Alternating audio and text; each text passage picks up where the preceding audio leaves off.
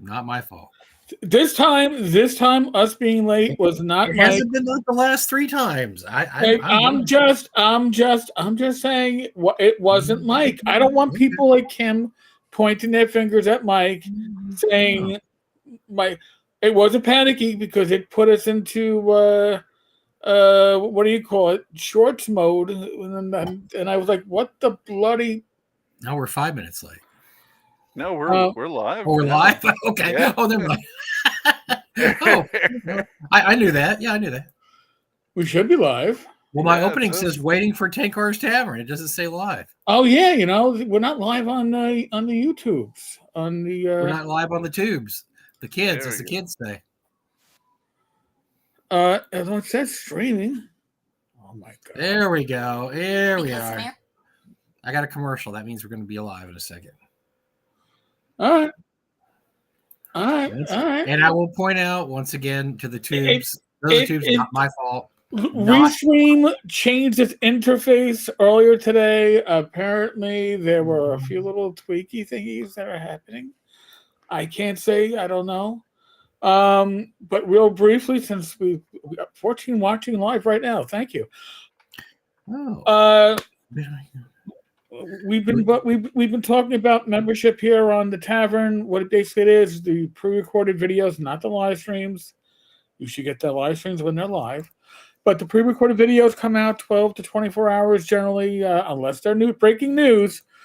Earlier for channel members, it's $1.99 to join. But if you're in for $9.99, like Master Minions, Two-Tailer, and Climbing That Mountain, I will give you a shout-out. So they are very generous. But otherwise, membership has its privileges. And also, I've been doing polls. So if you want to have an input on the direction of this channel, and if you also, for those of you watching, if you have your 10 Cars Tavern card, remember, this entitles you to absolutely nothing except absolutely nothing. I should do this again. It says I'm a member of 10 Cars Tavern in good standing. Wow. I'm number 3. I was number 3. I had faith in you when no one else did, Eric. No one. I think Bill Webb was. It says June of 2016. I had faith in you. And I had just retired. Wow. God help us. Well, in any case, as we're rambling here, if you don't know already, I am Eric Tunkar, your bartender in the OSR. Bad Mike is my once a week work spouse, and he's spousing.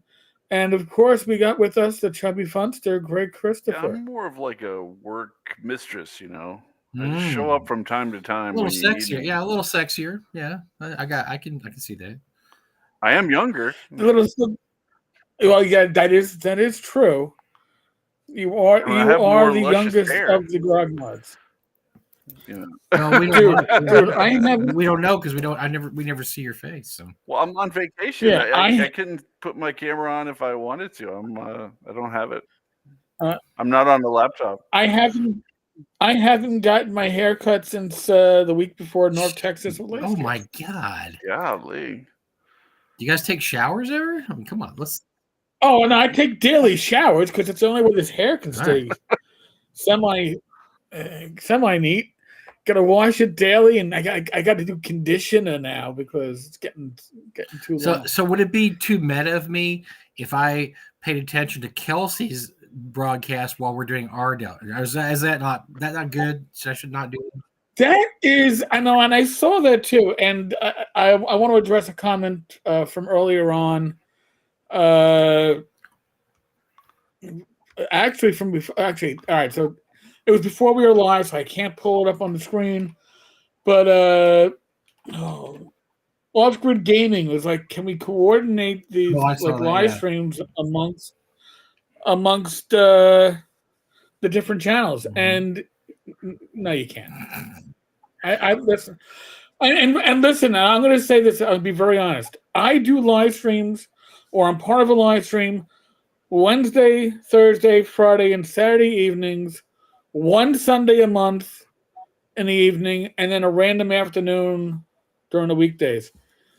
Nobody wants to block out time for me. I don't blame them. I wouldn't ask them to. So, sorry, that's why you have replays. This is like what you had back when it was a commercial TV and you had 3 networks, and you're like, oh my god, I can watch the Waltons, or I can watch. Oh, I don't know what else is on back in the Waltons days, but we're only allowed to watch the Waltons. And just so during that you time, know, you don't have to watch Kelsey's stream because it will get all the people who are butthurt will post little bits of that all over the place for the next couple of weeks. You don't have to even worry about it. I mean, you will be informed against your will of what happened on that live stream. By the way, I just logged in and people were asking me, what am I doing there? Don't you have a broadcast? I'm like, yeah. Oh, then good. They know, Mike. You're cheating. Yeah, I was on definitely us. cheating on my once a week work spouse and his mistress. I was cheating on both of them. So, and I have no. I'm just taking a peek. All right. So anyway, we're here. We're talking. If you don't know, Chubby Funster, Greg Christopher, he has an immense library of Shadow Dark goodies. The first thing, so I know Greg been doing stuff for a while, but the first thing I've read by him was Shadow Sun, and I will go on record saying I'm not a Dark Sun fan. Don't really like Dark Sun. Never liked Dark Sun. Never played Dark Sun, and I liked Shadow Sun. I liked it better than Dark Sun. I would rather play Shadow Sun than Dark Sun. So I like that quite a bit.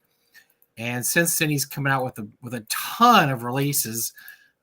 Shadow Rim is the one last year. That is a takeoff of one of my favorite games of all time, probably my top 3, and that's Skyrim. He had a very innovative way of doing that without mentioning any actual properties. He was able to replicate the system they have there in Shadowrun. And so we're going to talk about what he's got coming up, what he has new, just all the good stuff that he's been coming out with. How many products do you have now for Shadow Dark?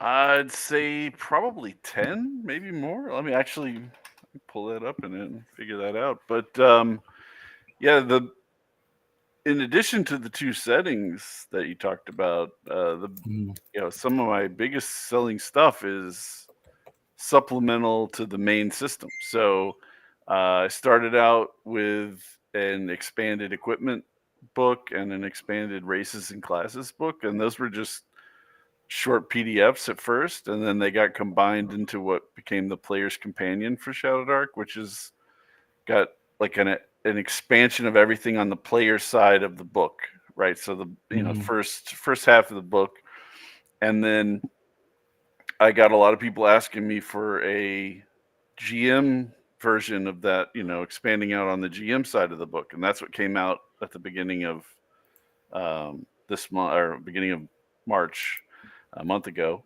and that's been really successful as well.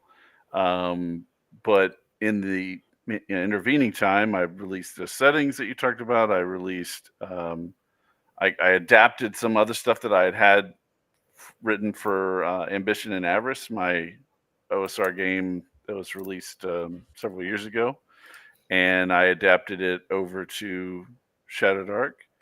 And every time you do something about that, you kind of learn a little bit more about it. Yeah, you think you know a game system, but not until you've referenced every page constantly because you're writing for it.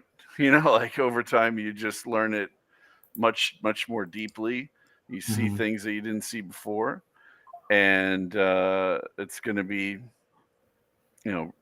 a while before I could say, I feel like I know everything there is to know about Shadow Dark.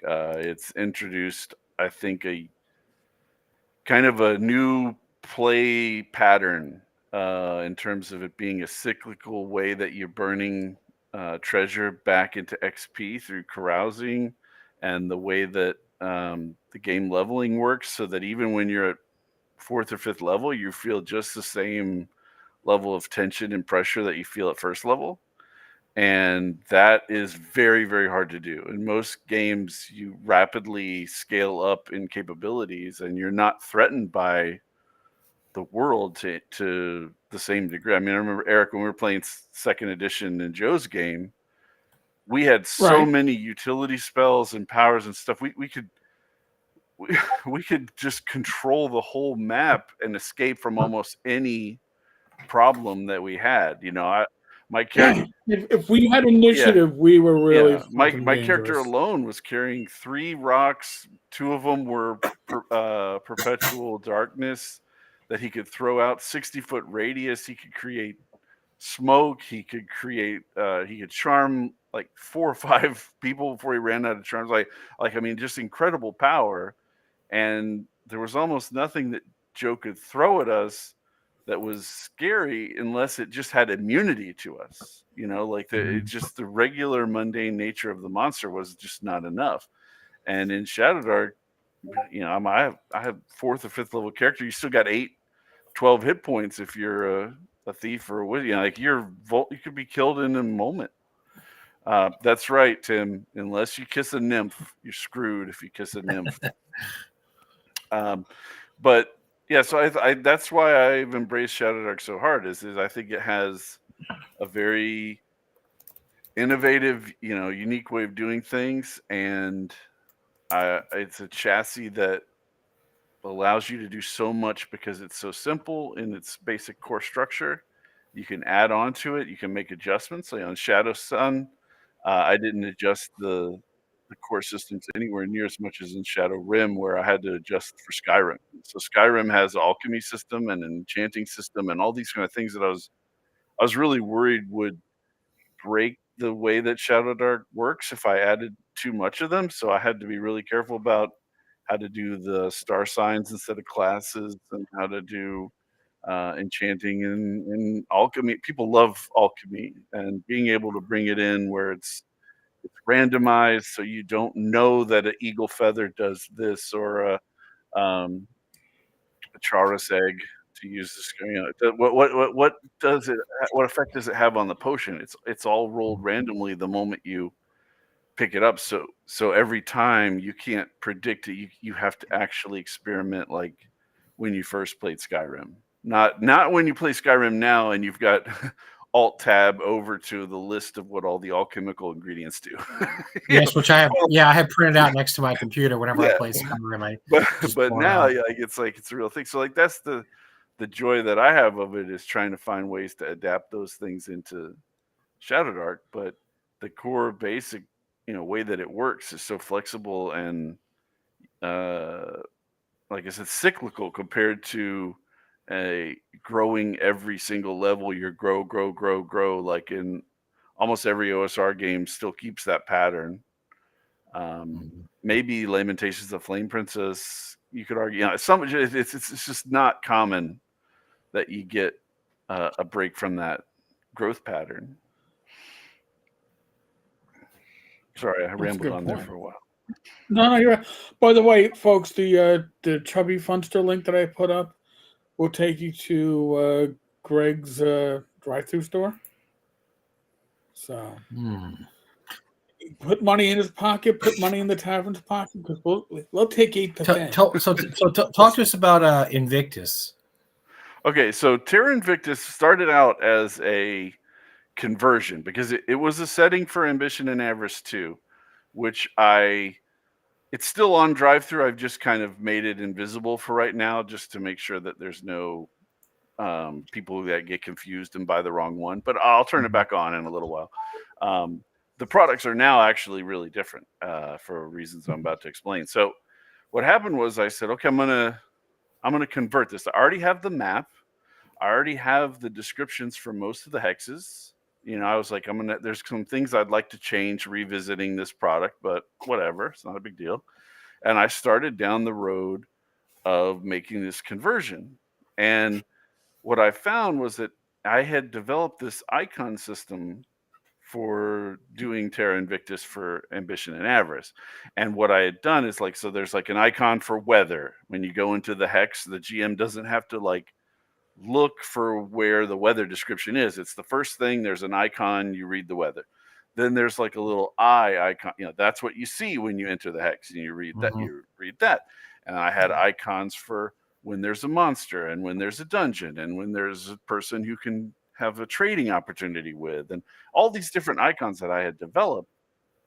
And then as I was converting it over to Shadow Dark, I realized, I've been listening to a lot of Matt Jackson's live streams. I know it corrupts your brain, folks, but you should do it. Okay, yeah, Matt's Not live streams, his videos. Sorry, he doesn't do live streams, but he's talking a lot about solo play, and I was like, well, wait, these icons could become like a formula for resolving how you're interacting with this hex, right?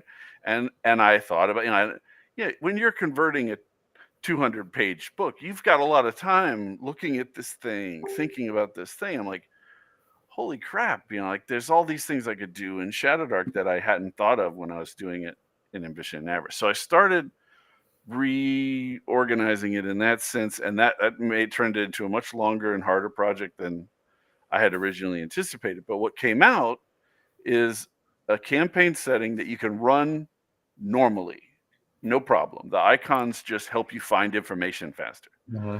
But when you run it as a solo play, the icons turn it into like a choose your own adventure book or a lone wolf book with your party, with your Shadow Dark party. Okay. And so I'm going to pull up a hex here, and let me see. I'm trying to remember exactly where it is. I used it as an example earlier. And so when you, here it is. Let me share this. Okay, so this is hex 3513, right? So this is the example of how you do your solo play. Okay, so you come in and you can just read the first description. It's a warm and sunny day. You're in the head. This is in a secure hex, like deep in a civilized territory. So it's you think you're in a pretty safe place. It's got farmsteads and rabbits and shit, right? And then you start to get these hexes. So these question mark icons. So the question mark icons indicate that there's additional information that's here. So if you want to linger in this hex, you make a intelligence check to try to figure out, what else is going on in this hex. And if you make it, then you find out this information, right? So as a solo play character, you're now controlling how much information you have using checks within the hex. So you make an intelligence check, you learn this. If you spend more time investigating, you learn this, right? And then if you spend, this fire icon means if you stay overnight, right? So by the time it's getting late in the day, you've been investigating all this stuff, you stay overnight, the Abbey gets raided by Drow. You find out they're not reporting this because they don't want the military to get involved, right? So then you start digging into where the Drow are coming from, and you find out that there's catacombs underneath the Abbey where the Drow are coming from, right? And so in Shadow Dark, this is one of the reasons why I started doing it this way. Shadow Dark has a random system for creating a dungeon, right? So this dungeon icon indicates that you use the random dungeon generation system to make a dungeon. It tells you what monsters to put in it. It gives you pieces of significant treasure. And then you run that dungeon solo play. I don't need to tell you what it is. You can make it, right? So then you've resolved all that stuff, like I said, like a choose your own adventure book, using what you have available. And you don't need a GM. You don't need so it took it what I was seeing Matt Jackson do from a solo play, and there's a lot of other solo play YouTube videos out there. Seeing how Matt Jackson did it, seeing how you could run it like this. So I filled this. There's 300 hexes of this stuff, right? Wow. Very good. And a huge focus in here is on these random encounters. There's tons of random encounters, a D6 table for every single hex. So you're never, even going through the same hex 2 or 3 times, you're not going to run into the same stuff, right?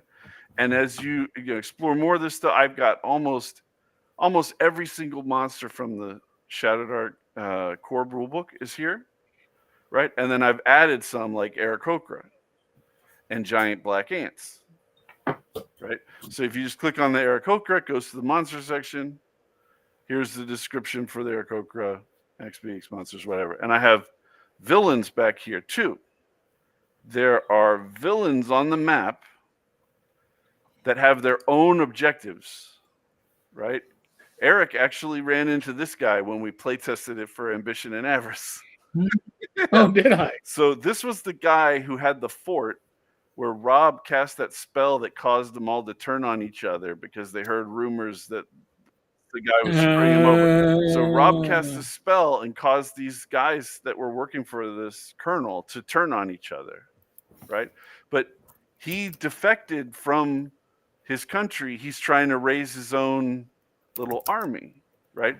There's a necromancer that's trying to raise a bunch of undead. There's an archdevil that has taken over a town and is ruling it. There's a Lamasu on the map. There's a demon that has been behind the war that's going on. There's a huge kind of mindless, massive killing machine demon. You know, there's a devil that controls the whole town of pirates. Okay, so all these guys are on the map. So when you're running it as a GM, you can follow all their things, and they have like little one of the icons. Let's see if I can find one. Is for villain objectives. So you might go to a town, and so like this guy, Oren Mashir, is a hobgoblin who's begging in town, and he talks about the Eye Tyrant. But if you follow the investigation, this is like a DC 18 investigation check, I think. You find out he's actually an agent of the Eye Tyrant, and he can give you directions to where the temple is. Right. So this is one of the villain objectives. This count is saving up money, and that colonel that I was just talking about that Eric ran into, he wants this money. So he will give you a quest to go get it, basically, if you go talk to him as an ally, right? If you wipe out that guy, then your payment for wiping him out comes from this money, right? So there's all over the map. The towns with the color coded around the edges are starting towns. There's 3 starting towns. This is the one that Eric started in, Morio. It's the only landlocked one. The other 2 are port cities. So you can see like there's all these icons to guide you through the thing. And so when you're doing it solo, you can read the weather in the first look, and then it goes through how to resolve all these icons. You know, this is a charisma check versus DC 12 to talk to a person. If you're in a town, the discoveries is a charisma check. If you're outside in the world, it's a intelligence check, right? So as you go around through all these things, you can play it solo. You can also just run this. These are the rules for resolving them if you're just the GM. Right? This just tells you what you're going to expect when you go to these sections. Right? And this also brings in this is coming off the Ambition and Avarice chassis, but there are a bunch of deities. So there's Greg, what's the name of the product? Oh, this is Terra Invictus. Sorry. Here's the cover. Yeah. So if you go for all these this is just lawful deities. There's major god that controls this whole portfolio of community. There's minor gods that have a subdivision, and there's all these demigods. And it tells you how to show that you're a member of the different faiths. You can say if you see somebody wearing a crown of thorns on their head, then they are worshiping this god of tyranny and corruption. There's all these guys you can learn, and then there's neutral deities, and chaotic deities, right? So whatever you want to follow, and then you can find the pilgrimage location for that deity and make a religious quest to that place, right?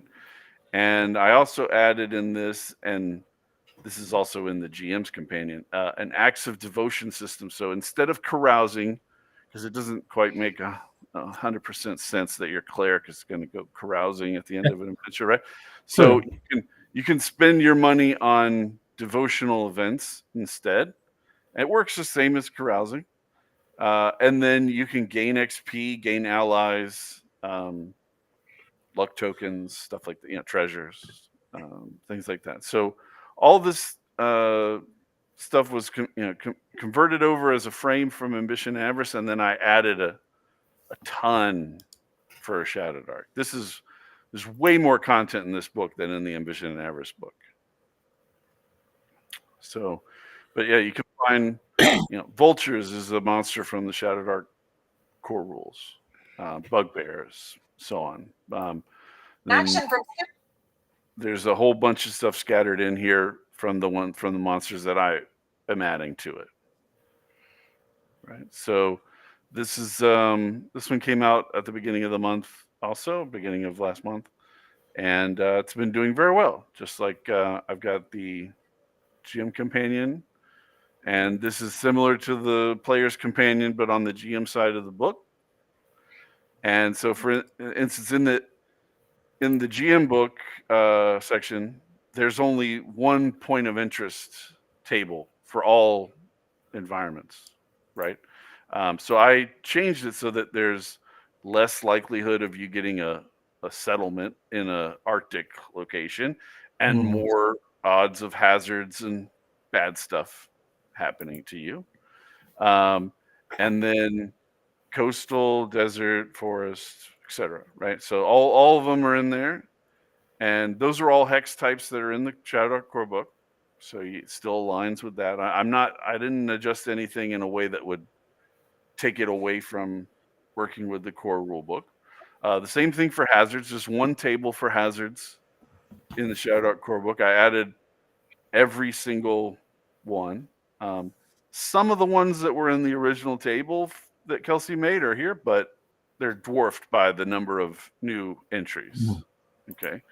And then this is one of the things I think is really unappreciated in Shadowdark's core rulebook, the ability to create settlements by rolling dice and then drawing districts around those dice on a piece of paper and just rolling them up, right?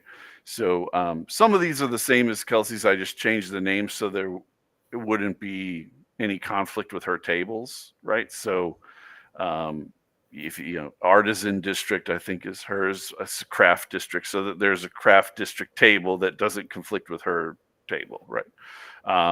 But then out of all these different places you can put in the town, I added 2 new totally different districts, a spectacle district and a palace district. And then for shops, I expanded them all. A lot of times Kelsey will have a chart that is maybe a D12 chart or a D10 chart. Many times looking at it, you can tell it's just for space considerations, because you can only fit 2 D10 charts on one spread, and she was trying to make sure that it would fit. She's got there's so much in Shadowdark. I'm amazed at how she was able to compress it. So no shade on that. I'm just saying this is an expansion of all those tables out to be full D20 tables, right? All new names for taverns, all new menu items, all new drinks. I added a new gambling game. She has a game in her book called Wizards and Thieves. So I added Farkle, which is the game that's in Kingdom Come Deliverance, if anybody plays that video game. It's awesome game. Yeah, I saw that movie Deliverance. I didn't like that game at all. It wasn't that kind of Deliverance. Oh, I'm sorry. Different. Okay. Right. And here's that Acts of Devotion again.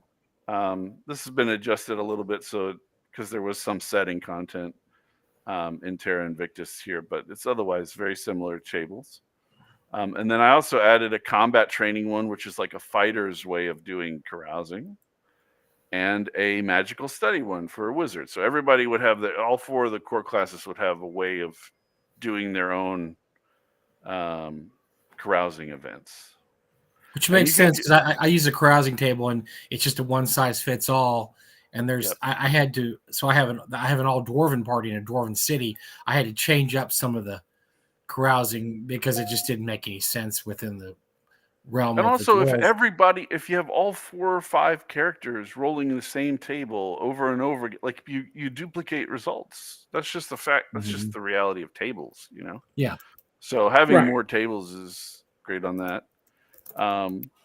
Then I did the same thing with dungeons that I did for settlements. So I added more options. I added a way of rolling up what the dungeon entrance would look like as its own separate thing. I made a way of creating multiple levels. Kelsey's assumes one level, right? I added more room types. I added, these are bigger tables than they are in the Shadow Dark core rules. I added, like, I think solo monster is like it's like a D6, and there's doubling up. So I think it's like 1 or 2, 3 to 5, and then a 6. You know, so it's only like 3 options. So I had tons of these different options.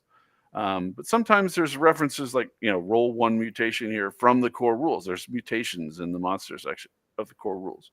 So I can, like I said, I tried to make it as integral with what's in Shadow Dark as I could. And then there's hazards underground that just like above ground. So there's 4 tables. One for Kelsey has 4 types of dungeons, caves, deep tunnels, ruins, and tombs. So then I added way more traps, tons more traps. There's kind of crushing gaseous sign. This is kind of a catch-all for things that aren't magical traps or wounding weapon-like traps, right? So all these have huge tables. The same thing with NPCs. This is a great table in the Shadow Dark core book. I made it all new. Every single one of these is different from what's in Kelsey's table.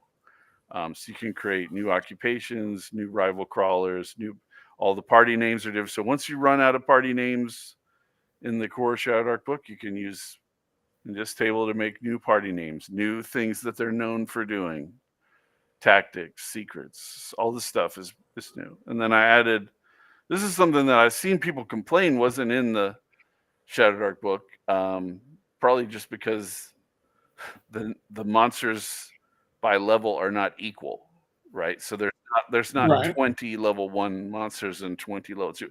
So I filled in with the monsters that I added in this book to make sure that the tables would align with die numbers, right? And sometimes I split it, like there's humanoid level 2 monsters, and then there's monstrous level 2 monsters, right? Animals, stuff like that. Make it so you could roll up a random monster of a particular level if you need that, right?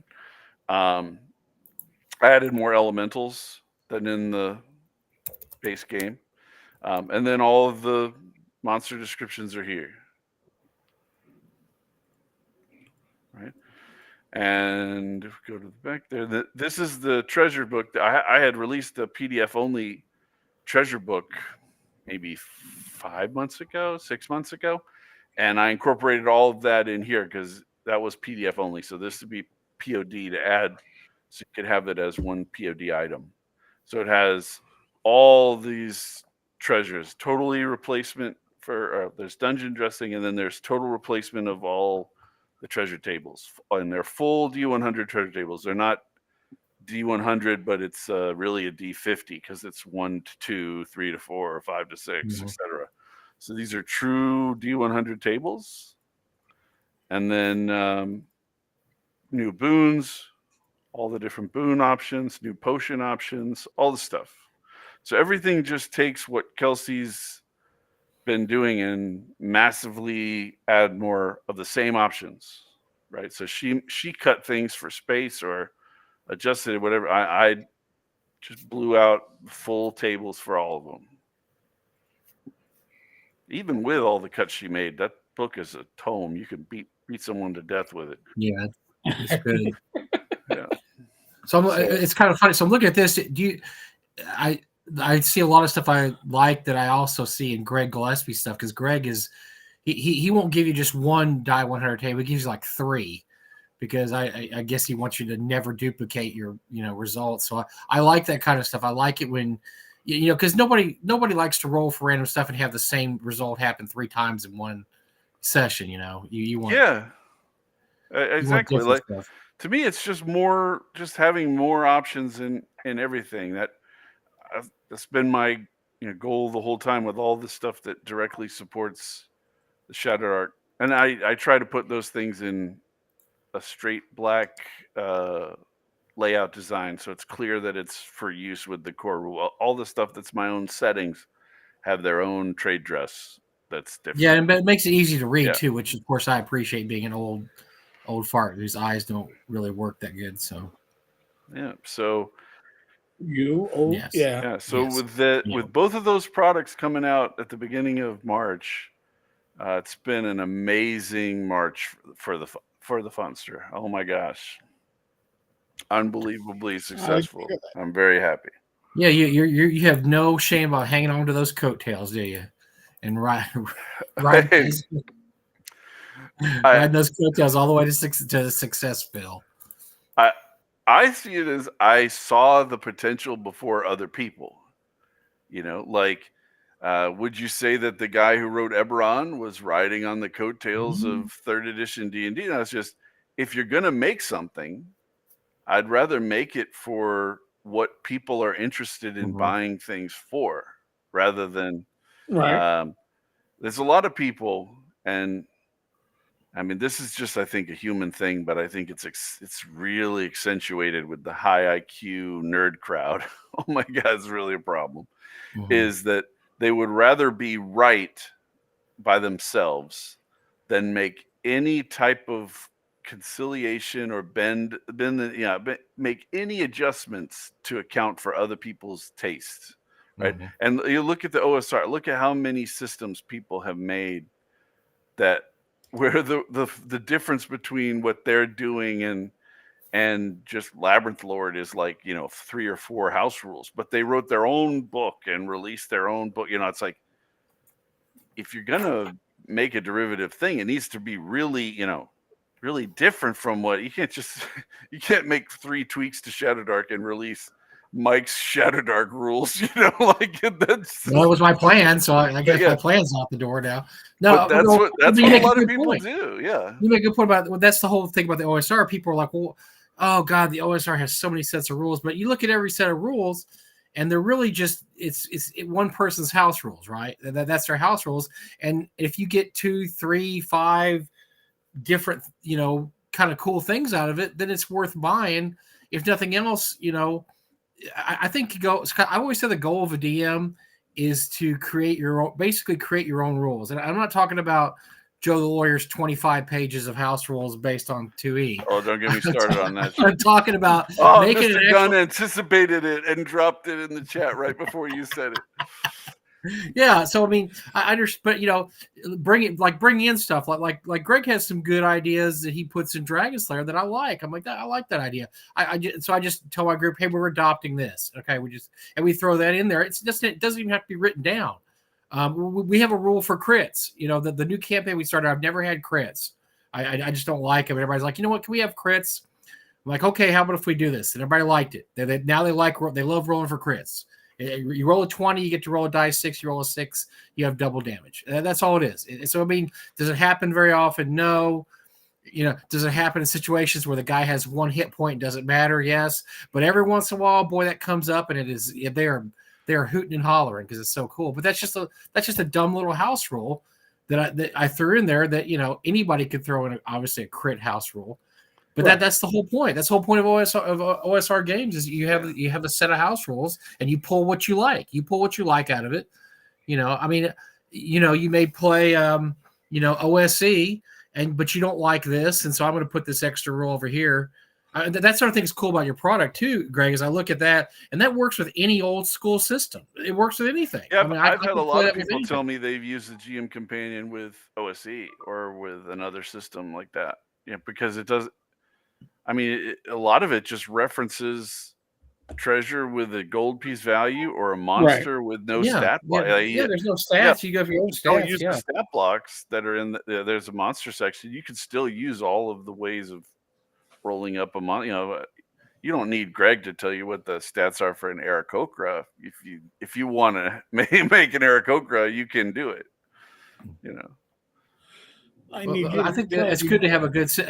One of the things I've seen people have systems for hex crawls, and I've never found the one I just thought, yeah, that's the one I would probably use. But I really like this system because you can mix and match, so to speak. There's a lot of room in there for the DM to have their own. What's the word I'm looking for? Own relevancy. The DM can leave stuff out. He can put different stuff in. If he wants to, he can just go by the main idea. That I like that. I like being able to roll a hex and then riff off what you've written. It's okay.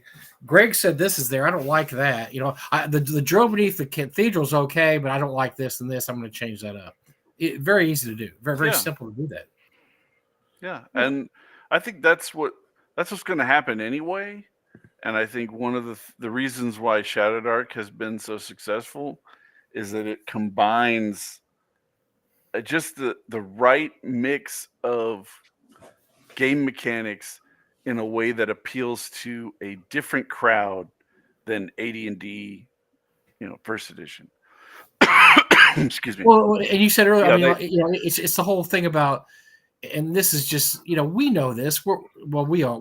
Eric and I, you're still a young pup, but Eric and I know that the most fun, the reason you have fun is because there's a chance you're going to die in the game, and yes, you can get raised from the dead if you die, but I hear so many people, their main complaint about 5e is it's basically it's a storytelling game because you're not dying. That's right, and that's why when Shadowdark first came out, and you were like, I remember us having a conversation on Facebook Messenger where you were like, well, I don't know anything about 5e. And I was like, do you know how advantage and disadvantage works? Because that's like the end of the 5e influence on Shadowdark. Yeah, pretty much. Yeah. All it is that's what I mean. Like a lot of I think it's really actually insightful to look at how people complain about things, because a lot of times they're right, but they just don't see the relevance of what they're saying. So somebody will be like, this is just the house rules of some rando person for AD&D. And it's like, maybe, but it's the version that really resonates with people. So therefore you should run with that. Apparently people really they would rather do advantage, disadvantage than try to calculate a bunch of different little +1, +2 modifiers, right? Apparently people would rather get treasures that are only worth 20 or 30 gold pieces than have to be tracking thousands of gold pieces and a whole bunch of, they would rather have a torch timer than try to worry about whether or not they have a light source. They would rather have gear slots that work like Kelsey's got than to have a bunch of other encumbrance calculations. So it was the combination of all these little subsystems together that made it just like the perfect fit for a lot of people, and they ran with it. And it's like, it's not like she came in and invented some amazing. Well, yeah, I mean the torch thing. Nobody ever heard of any of this before or anything like that. No, she combination is magic. Absolutely, yeah. She combined them perfectly because the torch thing had been used before. The encumbrance rules have been used before. I mean, all that stuff had been used before, but the way she did it and the way she combined it all was perfect. It was like I said, it was pulling all the best stuff from all these house rule systems and saying, I like this, I like this, I like this. And she just absolutely hit the nail on the head when she was pulling all the different systems out. And I think that a lot of times, one of the reasons why I think we read OSR systems is somebody will come up with, like, most of the stuff is generic, but there's like one like really badass idea that somebody puts into their game. Like for me, when a Lamentation of the Flame Princess had the pips on the dice for your skills. So you just filled in the number of pips on the die on your character sheet. I got 3 out of 6. So I know that when I roll the dice, it needs to be 3 out of 6. Like stuff like that. Like Mhm. That's the one thing. I'm not really a big fan of a lot of the other things in the game, but that one thing I like. And then I'll go over to another system and I'll find one subsystem that they have, and I like that, right? And I think that's Yeah. how we've moved around. And I think the thing with Shadow Dark is she just happened to create like I said, like 4 or 5 things. That's all it is, just put together in just the right way, and in big font and friendly, easy to read stuff that you can hand to somebody who's never seen this shit before, and it works. And then you can't. There's no accounting for luck. She happened to have it ready at the perfect time when Yep. Wizards of the Coast just stomped on their own dick so hard that you could hear it in the outer atmosphere. And Crunch. she was like, Yeah. now's the time, as she dropped it at the perfect moment. And Mhm. God, I wish I had a system ready to go launch. I had no idea they were going to step on their dick, and neither did any of us, but boy, did they do it. So They step pretty hard. yeah. Yep. And they're still squeezing. They're still stomping down, man. They haven't let up. I don't know why that's their plan, but they're sticking to it. They're because Greg, they're good at it now. Yeah. They're Right. good at it, so they're going to keep going. I mean, come on. They've invested a lot of skill points in it.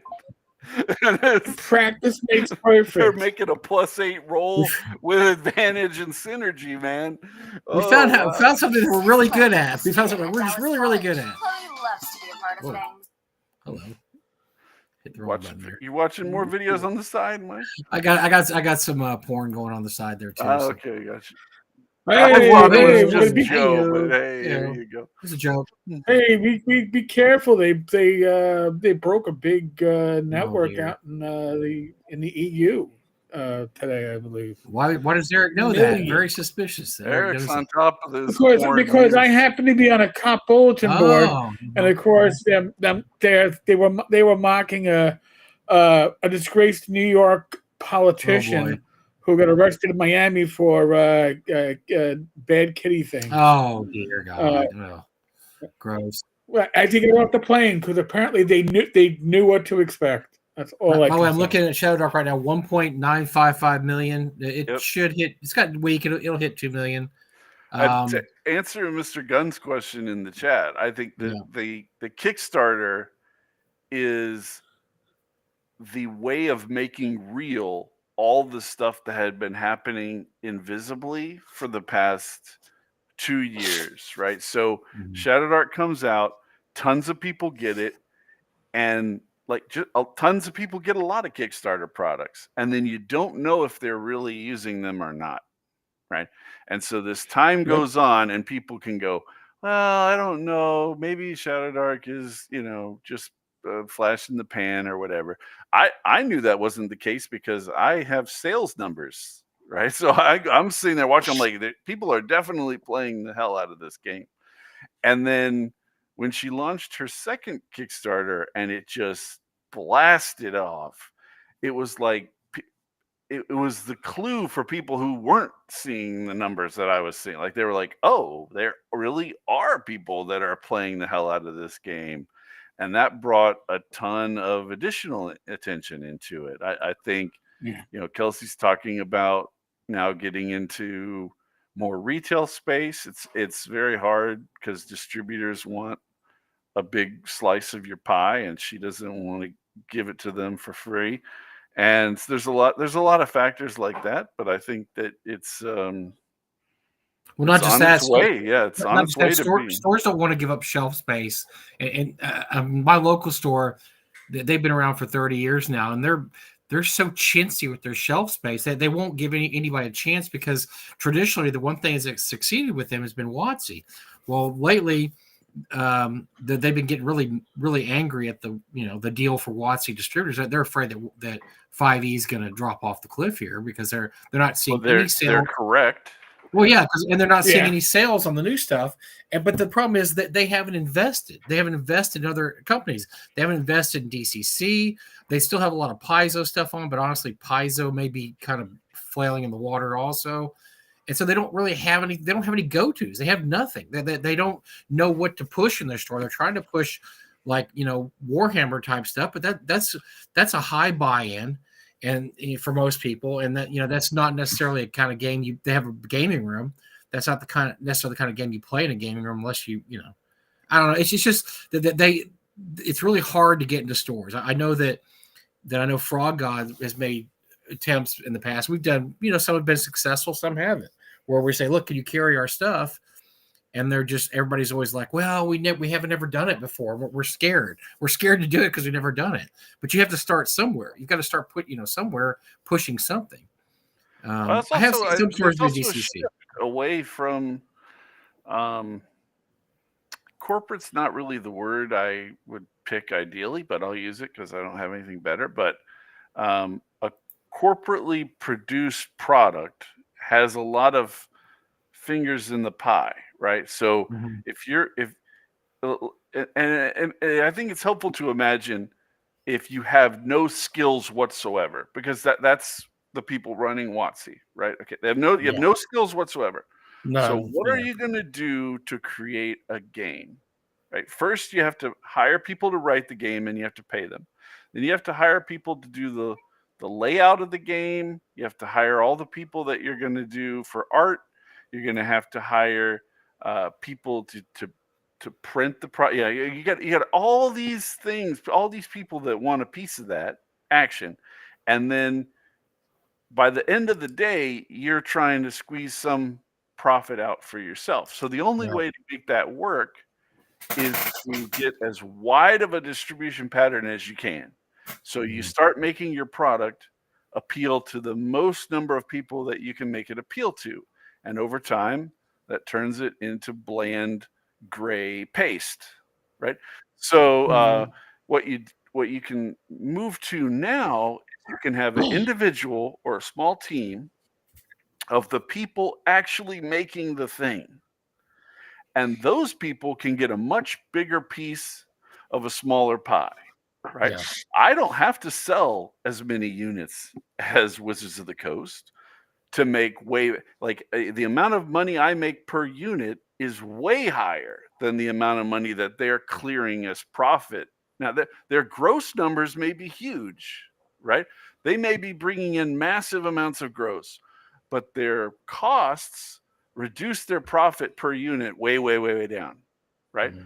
But if you're an independent producer, you can make a cost per unit that's much higher than them, right? You don't have to sell anywhere near as many units, right?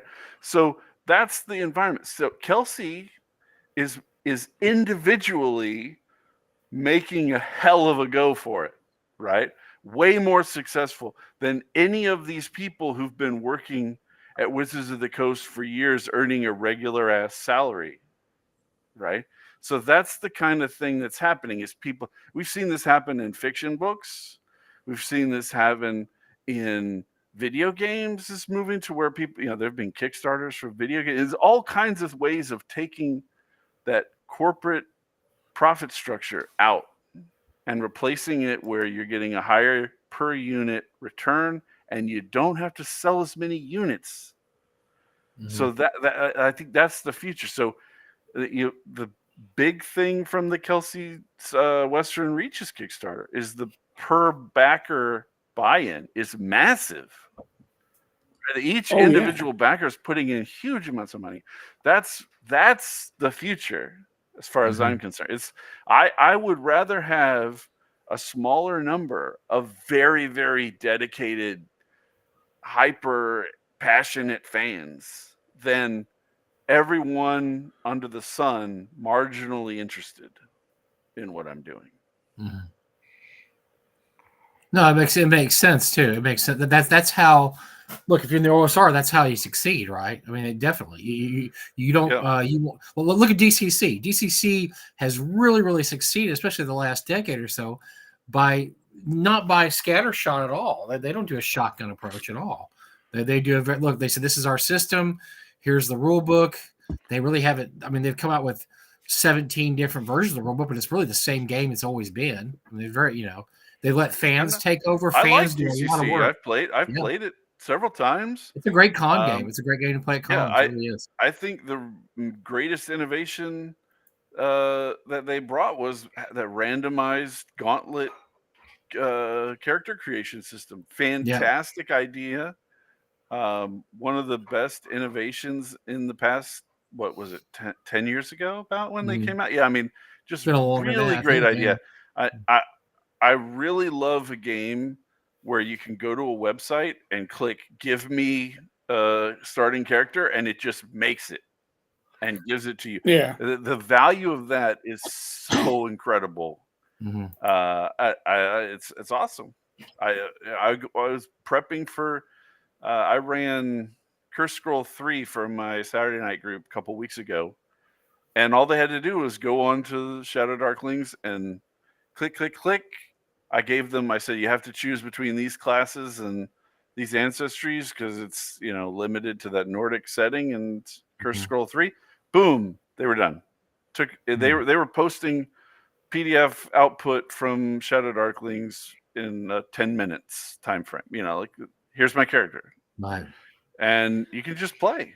That's what people want to do. They don't want to spend want to spend time calculating that they have to take this feat at 3rd level in order to take this other feat at 9th level because it's got a prerequisite, and then you have to take this.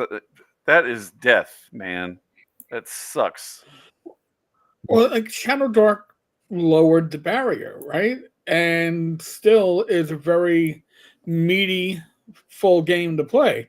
And I think that WotC lost sight of keeping that barrier to entry low with Project Sigil. It's like, oh yeah, well, we're gonna demo it, and everybody's gonna have an Alienware laptop in the boardroom that we demo it in, because we want you to know this is what you want. By the way, we are at the witching hour of 9:00, so I'm going to give away 5 memberships. Give away?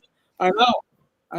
I found out that YouTube allows me to give away memberships every month. You can't give away things. So I'm going to give away 5 now. Give away 5 tomorrow when I'm live with Glenn in the afternoon, because I'm at a comedy show on Friday nights. So we're kind of doing. Are you doing the comedy, or are you just going to go to the show? No. It's Jimmy Dore.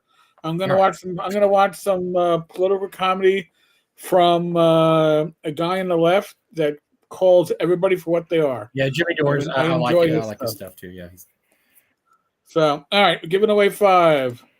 Are you going to do your little clicky thing that spins it around? No. YouTube just finds like 5 people that aren't members and makes them members for a month. James Spahn, don't give him anything. James Spahn, Patty's here. James I didn't even see him in the chat. Yeah. Yes, well, now you know who snuck in and didn't say hello. Oh. So they're members for a month. So, folks, if you want to know what being a member of the tavern is, you're going to get the pre-recorded videos. If all you watch the live streams, when you make a comment, you'll now look very nice and pretty in the comments because you'll be green. But you're going to get your videos 12 to 24 hours earlier, unless it's really breaking news, in which case I'm not going to screw people. Breaking news is breaking news. But you can participate in polls. If you're one of our like $9.99 super minions, I'll give you guys shout outs throughout different videos. But this is how I pay people. Well, I don't pay Mike, but when Mike's headset. Remember when Mike's headset was a piece of crap? That's how we replaced his headset. It still is now. It is.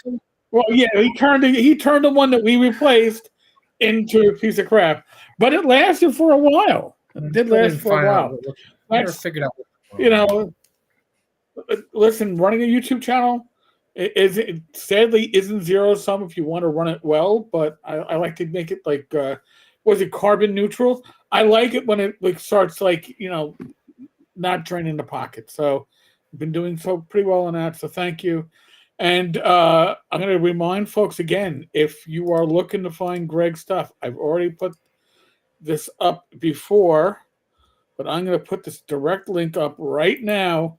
If you want to get to Terra Invictus, kind of like Ty did, that's the link to grab it. Give Chubby some money. What about don't you want to say something about any kind of goals that we've hit here or any special number we've reached in the tavern chat subscriber? Yeah, what are we up to on Oh. viewers and stuff? Tonight we have 40 viewers at the moment. We have over 6 at the moment. This number, as it flexes throughout the day, it goes up, goes down. We've got 6,131 subscribers. I really do appreciate that. Our views are up about 200% because we've added shorts, and the shorts have been very popular. So if you don't know about certain live streams, I probably should tag them what live stream they're from. You could get samples of a lot of the live streams on the shorts. You can get more Mike, you can get more Greg. Everyone needs more Mike. I remember when we first started doing it. Well, when you and I started doing it. Now you did the Friday night show before you and I did Talking Crit. I can't remember. Maybe you did. I know. I think we did Talking Crit. I remember we had about. We were excited. Ago. We got 50 people. We were popping champagne. Oh, like, it was 50. Mike, if we broke 20, I'm just saying subscribers. When we had 50 subscribers, we were like, whoa. Oh, yeah. That is. When we hit 500, that was at running around North Texas one year, and I was like, oh my God, Mike, we're at 500. Mm-hmm. And we didn't buy it. By the way, psyched about coming to North Texas this year. Yeah, we're going to see what you really look like. This is going to be my first time. Get to see your real face. We won't even know we don't even know who you are because you've hid your identity. Keep hiding your identity. So he looks just like his picture. There's you never know what's going on in my backfield. It could this is all kinds of classified information I got to cover up here. God, I can't let people know the truth.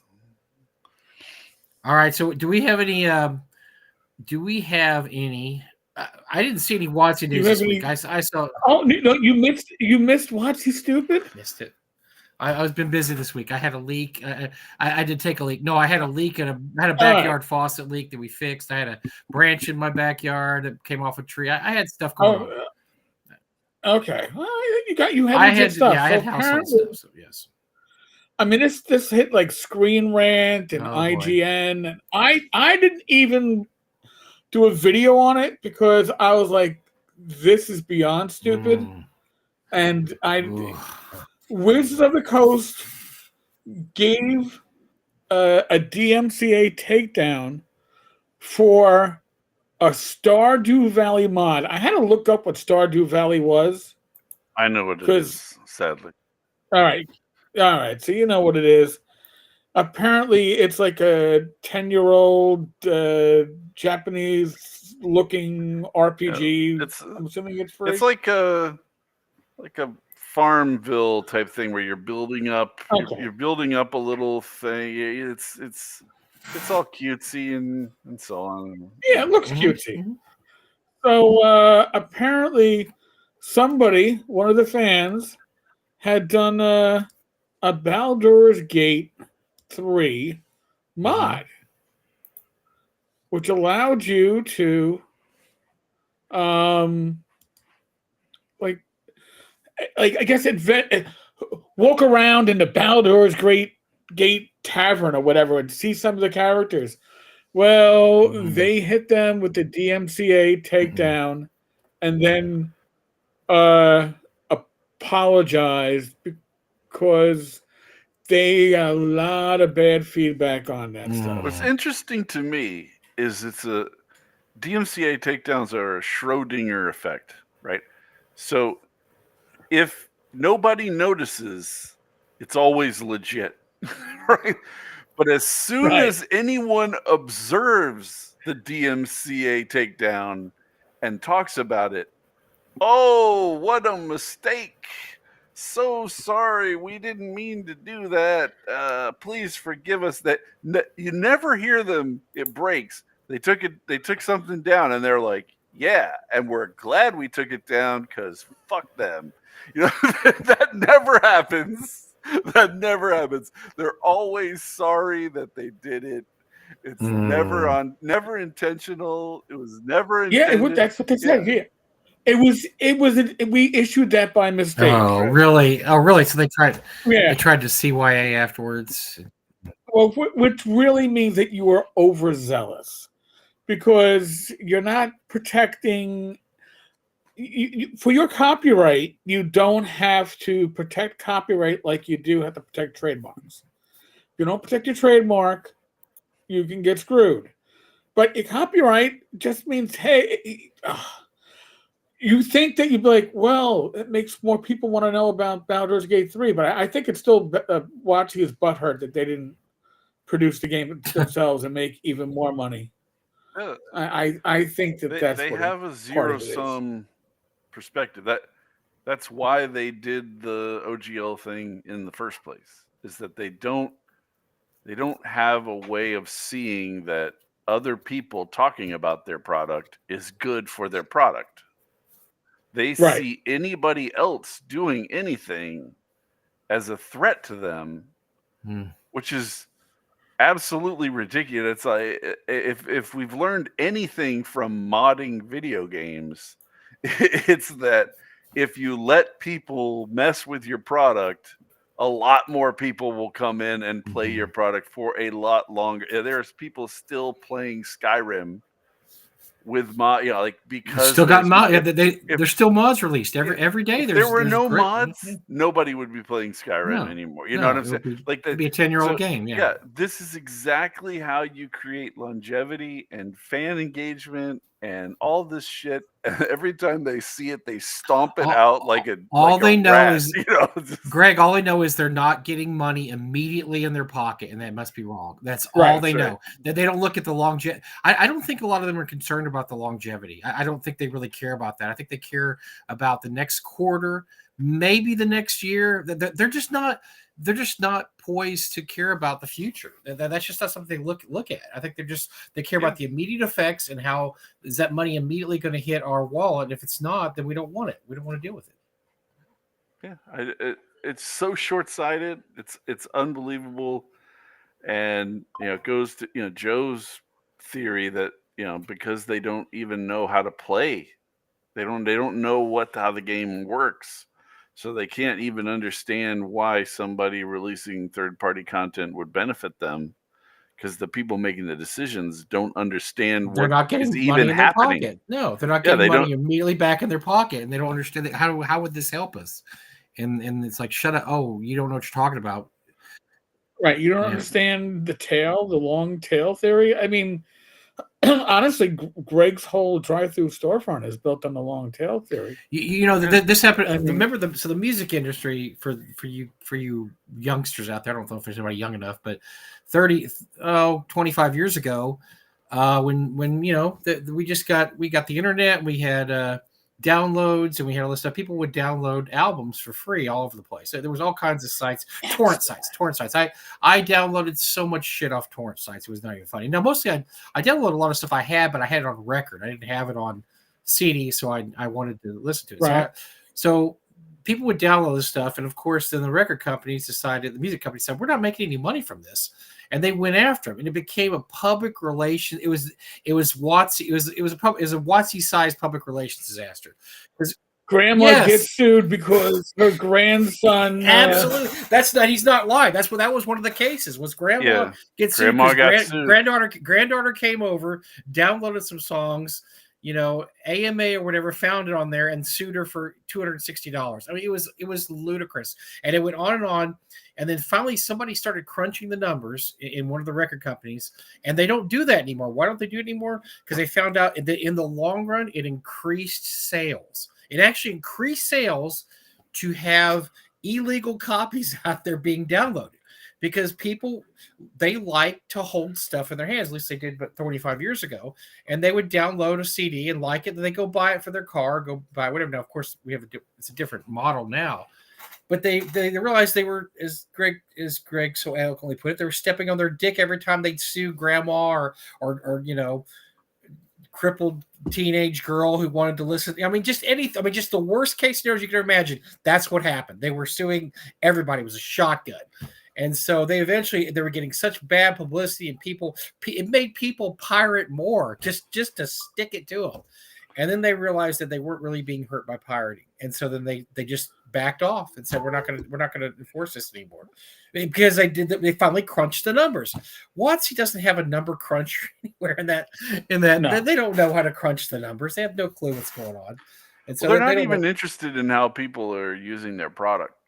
That's the bottom line. They have almost no visibility into what is being done at the table, and that was one of the things that if they had stupidly continued to pursue Sigil, which it was a stupid thing to do, and it was a humiliation to have to cut it at the same time. So double stupid, but it's a stupid thing to even pursue, because they were talking about putting some kind of monitoring systems into these things to make sure that people weren't having fun the wrong way. And as soon as they assume responsibility for that, the legal liabilities are astronomical. If as soon, and you can just look into all the problems that Sony and Xbox have had, trying to monitor what's going on their console networks. Trying to stop people from saying what they want to say is a loser's game, and it will waste your time and waste your money, and it will make people hate you. I don't know why they want to do that. Why would you want to have to regulate the conversations of 30 million 13-year-olds? Who on earth would take on that responsibility? I can't even stand to play games with these 13-year-olds. You're telling me somebody is going to have to monitor all of their communications and decide whether they're good or bad 13-year-olds? Fuck that. All you do is look at what are the major gaming companies doing. They don't care. If they don't care, you don't need to care. That they've been through this for decades. They know how this works out. And like you said, all it does is give you liability for something you don't want liability for. So why would you do it? Like if I play Dark Sun product, official Dark Sun product on their VTT, what are they going to do? What if I pull out Al Qadim and it has all these rules for slavery and other things that they don't like? Why would they want that responsibility? They're idiots. They're stupid. Well, look at all the year. Look at how long. So back in the early aughts, they offered PDFs of their products, and I bought a ton of them because I just wanted to have it. I wanted to be able to copy it or copy maps, do all kinds of stuff. So I bought them. Some of the PDFs were terrible. Some were awful quality. Yeah, some were really bad scans. Then they freaked out and said, "Oh my God, this might be cutting into our sales." Now, mind you, these were 30 at the time were 20-year-old modules. They weren't cutting into any sales whatsoever. They didn't have A1 slave lords out, so it wasn't really cutting into sales. So they freaked out. They pulled all their PDFs for a few years. So basically, they just said, "Let's not make any money for a few years." That's right. They threw away money for 3 years. But here's the thing, Mike. If I recall correctly, they only gave like a 48-hour notice. Yes, that was the thing that pissed everybody off, including myself. So even if you had legally purchased stuff, now I downloaded. As soon as I purchased something, I would download it. So it didn't bother me. But I remember people being really hot about that for a long time because they were pissed because they had paid for it. But once again, as I told my grandson many years ago, and he repeats to me often, is the one thing he knows that I'm a wise, loyal grandfather is if you don't have it in your hand, you don't own it. And so he's learned that rough lesson by streaming games on his different platforms. If you can't hold on to it, you don't own that game. And the same with PDFs. If you haven't downloaded it to your computer on a hard drive, you don't actually own it. So I make sure I download all that stuff or buy a hard copy. But look now, they don't have officially, Eric, right? They don't have a 5e PDF, correct? Well, no, they do. But nothing that was released after the core books came out. So there are 5e labeled products, but they're really D&D next. These were the playtest stuff that came out during playtest that you can still find on drive-thru, but nothing from WotC unless it's through the DMs Guild, and that therefore they didn't really write it. But nothing from WotC for 5e is in PDF. It's all behind the D&D Beyond paywall. And that's scary. And I mean, look at all the customers just begging for it. Oh wait, never mind. Shooting fish in a barrel once again. Yeah, hey, I mean, it's nuts. I don't know why. Eric, you're muted. Oh, Eric, we can't hear you. Eric, you're muted. I muted. All right. When you don't offer PDFs, people just scan fucking books, and then the only PDF option is the illegal option. I happened to see a PDF floating around early on of the D&D 2024 Player's Handbook, which convinced me even more I wasn't going to buy the actual copy because I didn't want to read the PDF. It was just not appealing. It goes to some of the stuff we're talking about with torrents and everything, is that people, there was some comparison I saw years ago where somebody was like, what it's like, it was like side by side split screen. It said what it's like to watch this movie legally, and there was unskippable thing about piracy. Then there was the unskippable thing about FBI. Then they had 3 or 4 trailers that you couldn't skip on the DVD. And then it went to this and also. Yeah. Meanwhile, on the other side of the screen, the movie just starts. Right? So it's showing you how long you're waiting to go through all this stuff. That's the thing. Like, if you make it a pain in the ass to legitimately purchase your product, people are going to pirate it. Well, people do it anyway. Steve Jobs realized this. Do they not know this? 99-cent MP3s. Do they not know that the one day after whatever book you release comes out, there's a pirate version online? I can tell you where, and I know people that download stuff. It's all out there. So you're not really stopping anything. It's just, you have to rely on people wanting to. It all goes back to people have to like you and want you to have money, want you to benefit. I think I don't know if Eric ever talked about this once, or I read it somewhere, that you actually people that do the pay what you want model, that actually does really well for some people. And the reason it is because they will often overestimate how much money that you get out of a product, and so they'll give you more, especially if they like you. If they like you, they really give you more. Right. So depending on if you're well liked in the community, pay what you want does really well. I guess if you're an idiot or somebody hates you, it probably doesn't do as well. But the studies I saw had to do with people charging for a PDF or something, and then they would go back and forth between the pay what you want and the paying for it. And they always did much better. Sometimes they were able to do twice as much business. And I think in the age of AI, that's just going to quadruple in terms of being a valid point, that people want to interact with other humans. And just look at how people respond to automated phone systems. We hate them. God. Like we despise them. I will get on the phone with it and I will just use the most cruel voice, like stop, speak to a representative, representative.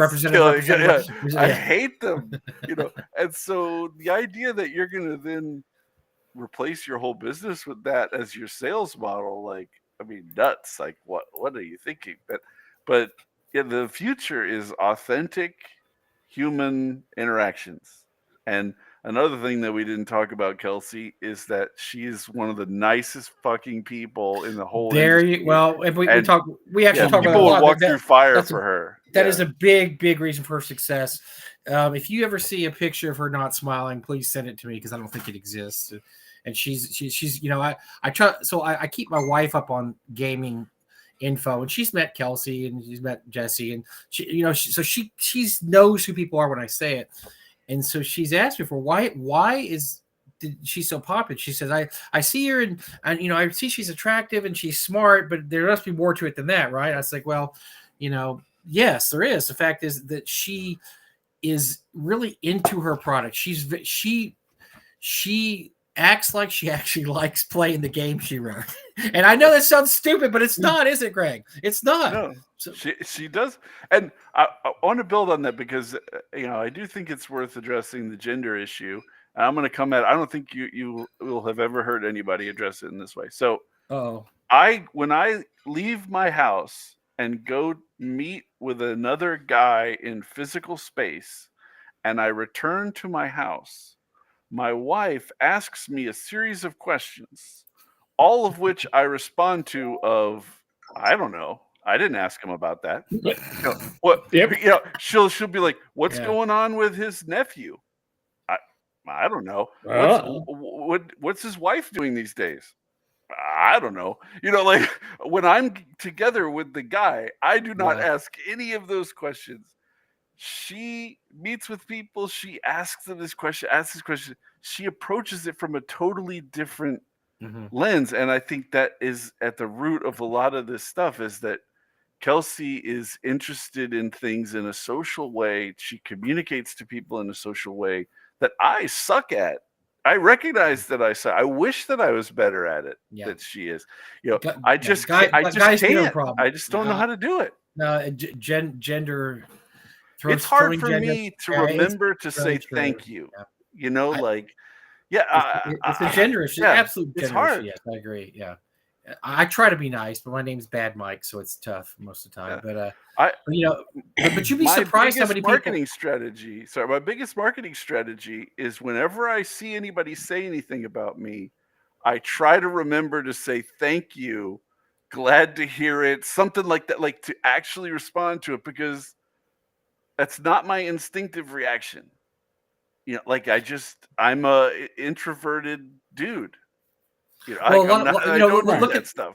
Gaming. So for years and years, gaming was the the bastion of the nerd, and a lot of us nerds were autists. There's a lot of autists in our. I mean, there's probably an over big number of autists that play D&D or they're into geeky stuff like Star Wars and Star Trek and things like that.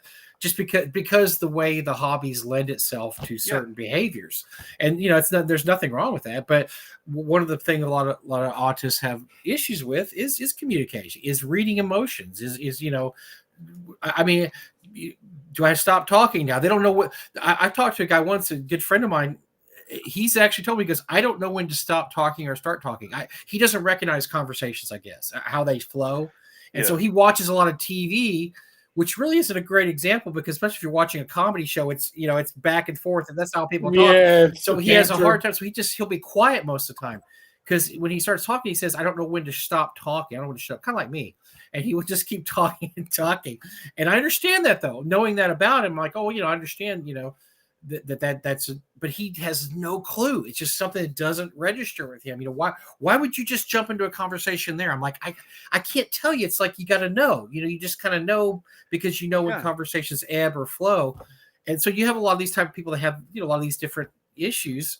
And so when you have somebody that, doesn't have those issues, and is able to communicate, it's a lot different, and they're able to push their product, and they're able to relate to people. Look, I don't relate to people the best always either, because of just issues I have. I don't have autism, but I have issues, the way I relate to people, and the way I talk to people. And I have a problem with and I don't know if I've ever told Eric this, but one of the reasons I interrupt a lot of conversations is if I don't have a pad to write something down, I'll have an idea, and if it doesn't leave my mind in 10 seconds, I forget it. It absolutely flies out, and it's gone, never to be seen again. And so when I have an idea pop up, I have to immediately, I'm sitting here just like, I've got to get this idea out right now. Otherwise, a minute from now, it's gone. It is absolutely gone. And sometimes I'll make a note, and then I'll look at the notes, go, I don't know what I just wrote. I wrote something. What was I going to say? I was going to say something really cool. And so I have a problem with that. That's always been an issue with me talking to people. It happens to me all the time. I refer to my wife in conversations as my social director. Because it's true. I'm not. It's a thing I value. I don't have. Let me ask you this. See, get some outside opinion. See, have you ever met a couple socially, and it occurred to you to say, how did you guys meet? the first time as a couple? What was your first date like? It's never occurred to me in my whole life. My wife asks that question all the time. Yeah, I know. My wife asks that question all the time. I see other women ask that question. It never occurred to me once to ask a couple. Greg, my wife asked my grandmother, my dad's mother, how she and her husband met. I knew her my whole life and had never asked my grandmother that question. And she told this incredible story, this beautiful story. And I'm like, I would have never thought to ask her how she met my grandfather. And I'm just like, and she asked her, and she talked about 15 minutes, told this story, and it was the most beautiful, absolutely American 1920s, 30s story. And I was just like, standing with my jaw dropping. Why did I ask that question? I would have never thought to ask that question. But you're right, you're absolutely right.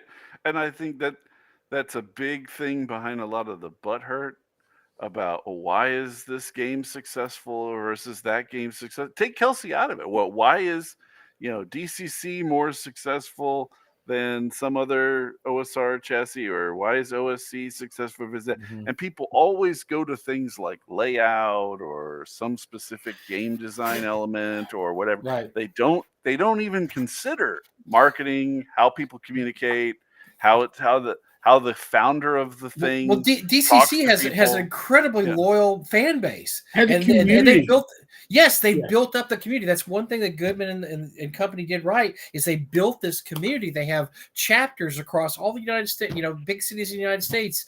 That they have newsletters. They do all this community stuff, and they have kind of a us against the world approach. It's awesome. Hey, we're just this little scrappy game that we're just trying to go against the big guys. I mean, they do everything on that scale very well. They do it really, really well. They don't have a lot of changes to the game. I mean, like I said, the game has different editions, but if you look from edition to edition, it doesn't really change. It reminds me of Call of Cthulhu a lot. You can play a Call of Cthulhu first edition, a third edition, a fifth edition, until you get to 7, when they changed it up quite a bit, but it was the same. It wasn't that different.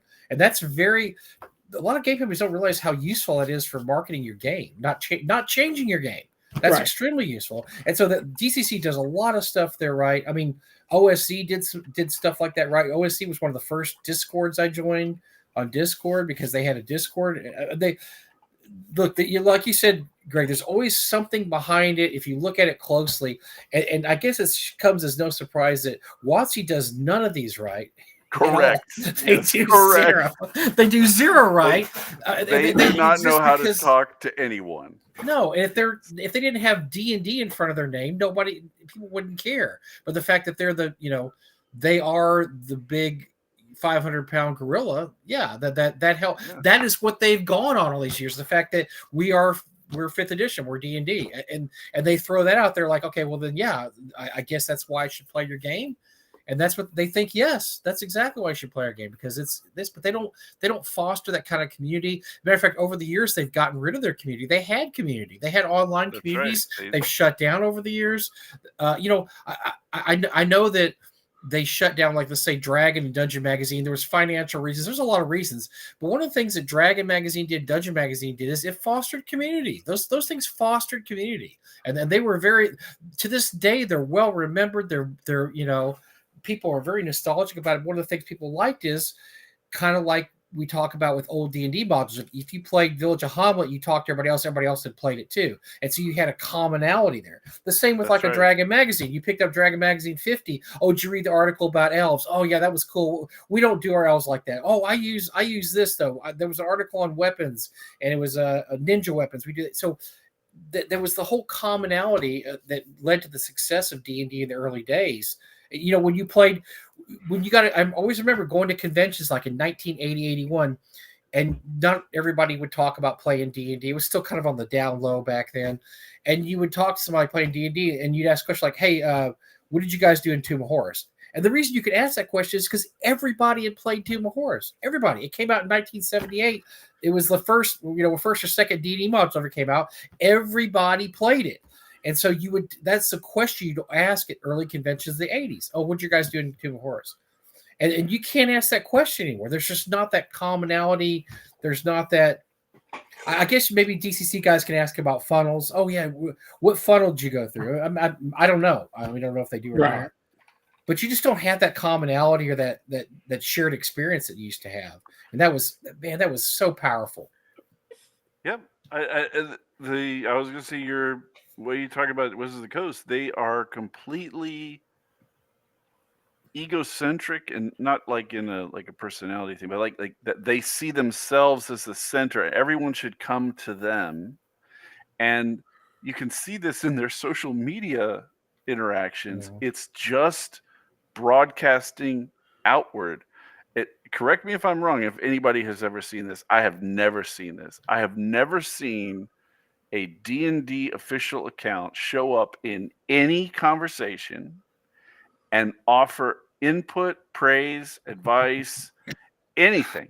If you make a post on Twitter, X, whatever, I hate calling it X. Mm-hmm. You make a post on Twitter and you say, I had the greatest D&D 2024 session last night. It was fucking awesome. It was great. No official account is going to show up and go, we're really happy to hear that. Is there anything we could do to help you? Is there, nobody's grabbing that, resharing it and going, look at this great success by Bob over here. Nothing. And that's the thing. They don't even reach out to say, we're happy to hear that you're having fun with our product, because they don't care. Well, they just don't care. The people they do have the outreach, because Eric and I have watched the official Gen Con show and the official WotC show. They're terrible. They're awful. They don't do anything to promote the product, or like you said, or to talk to different fans and try to find out what they like and don't like. Nobody cares. They really don't care about that. Well, they lecture. Listen. Yeah. When they were initially pushing 2024, when it was in the works, you were being lectured. You were not being you were being talked to. You weren't being conversed with. They didn't want real feedback because they wanted just to tell you, you're going to like this. Well, that's not how it works. Well, when we talked about this ad nauseum last year during the 50th anniversary, they absolutely fucking bungled. But my idea was to come out. Look, you have these cornerstone modules. You have Keep on the Borderlands, Search the Other, whatever. And like I was saying, Tomb of Horrors. Everybody's played these. All know about it. Now they're redoing Keep on the Borderlands, which to me is a year too late. But that would have been the kind of thing that you use the 50th anniversary for. Let's create a standardized early adventure module that these guys can play with the new D&D we're doing, and this will be the one that everybody talks about when they talk to each other. What did you do in the caverns in Pentala? What did your party do? And make that the central theme of your make it an old school 50th anniversary module. It's going to have all the tropes, blah blah. Now to their credit, somewhat credit, they are redoing Keep on the Borderlands, but like I said, it's a year too late. It comes out. Is that supposed to come out this year, Eric? I think it's supposed to come out this year. It's supposed to come out late, but the whole thing is too. They should. I hate hashtags, but you know what? They should be hashtag Keep on the Borderlands. Hashtag. I mean, they should be encouraging people to talk about their shit, and instead they just shit on it. Well, it's like we talked about. How much would it cost them just to pay a YouTuber to live stream their sessions? No, they have to control it though, and the people they have doing that are terrible. But we talked to Kurt Gould, and Kurt, because we were complaining to Kurt, there wasn't enough licensed material during the 50th anniversary. He said, there was this, and he showed us a list. And we're like, we never heard about it. And we're looking online, and I'm looking at Amazon. Sure enough, there was all this 50th anniversary licensed material that they never pushed, never talked about. I mean, I consider myself Mike, in the industry. I'm going to tell you why. You just said the magic word. It's licensed material. They already got the money. They got paid. We're not going to push it. Now, what they should be doing is saying, hey, you license our material. You're going to be putting out D&D Red Solo Cups. We are going to make a point that you did this, so you sell more, and maybe you'll come back and license again. They're one and done.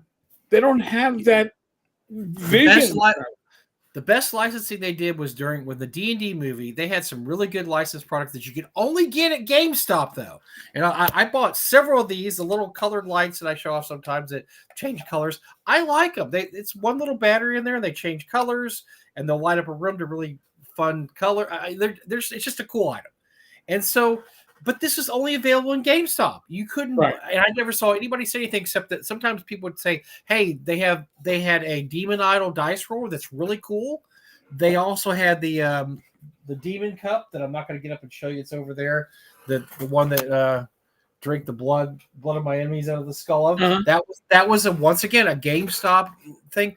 But unless you walked into a GameStop, which how many people are walking into GameStop anymore? Who works in there now? Yeah, I visit GameStop every time I go to Circuit City. I know. Well, if it's on there, if it's on your way, you're going to go there. But I'm just saying, Circuit City, which has been gone for what, a decade? Yeah. Well, but that goes to the thing. We have one GameStop in my town. We have a GameStop in my town.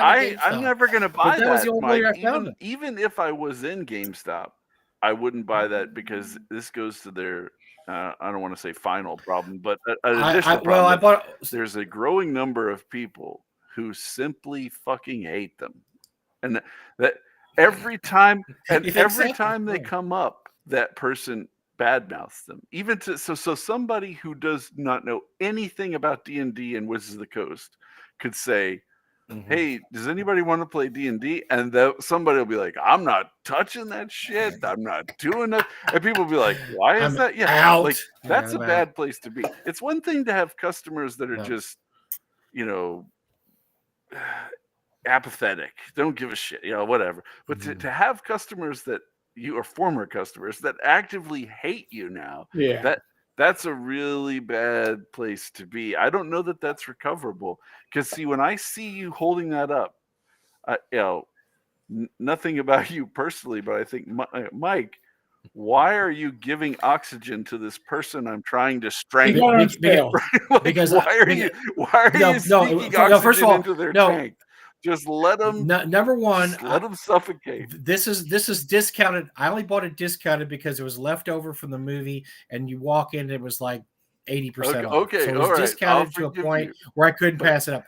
But also, number two, I'll tell you, I believe in rewarding good behavior. So if all you do is complain about watching, say that they're shit heels and it's terrible and everything put out, what if they put out something good? Are you just going to no, stay away? I don't care if they do anything good. They've done too much. No, I will support if they do something that I think was done well, because I think that needs to be a lesson that's taught. And I thought like I said, I thought the drink cup and the Demon Idol, and that, I thought those were actually items I can have on my desk. I can look at, I think are cool. Now, have I bought any books for 5e in the last 10 years? No. I haven't bought any of their written material. None of their written material is any good.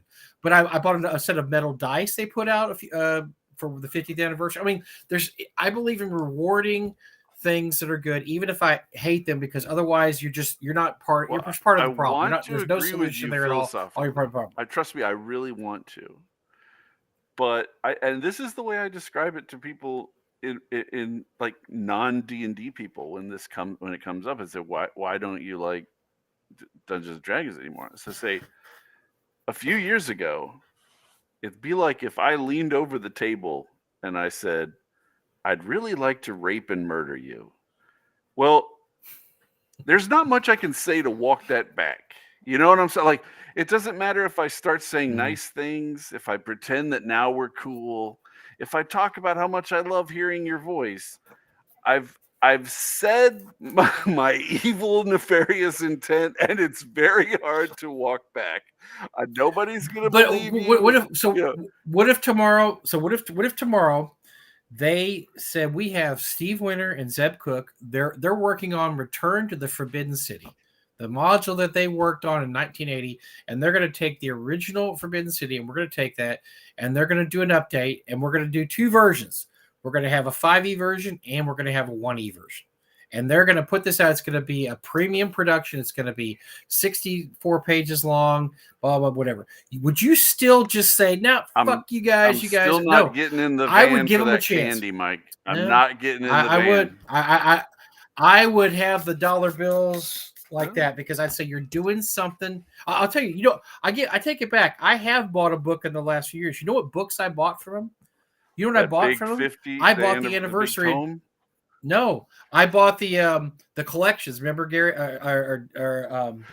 Eric, the gold collections, the one that has the S1 through 4, Yes. the hardcovers, and then I bought the S1 through 4 and the A1 through 4 hardcovers because they were not 5e. Those were just a reprint of the original editions of the Slavers and an original edition of the S series.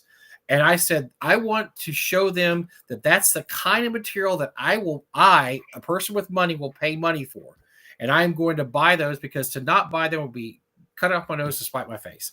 I'd be saying, yeah, you put out something I want, but you know what? I'm still not going to buy it because I hate you. That's only hurting me. It's not they don't care.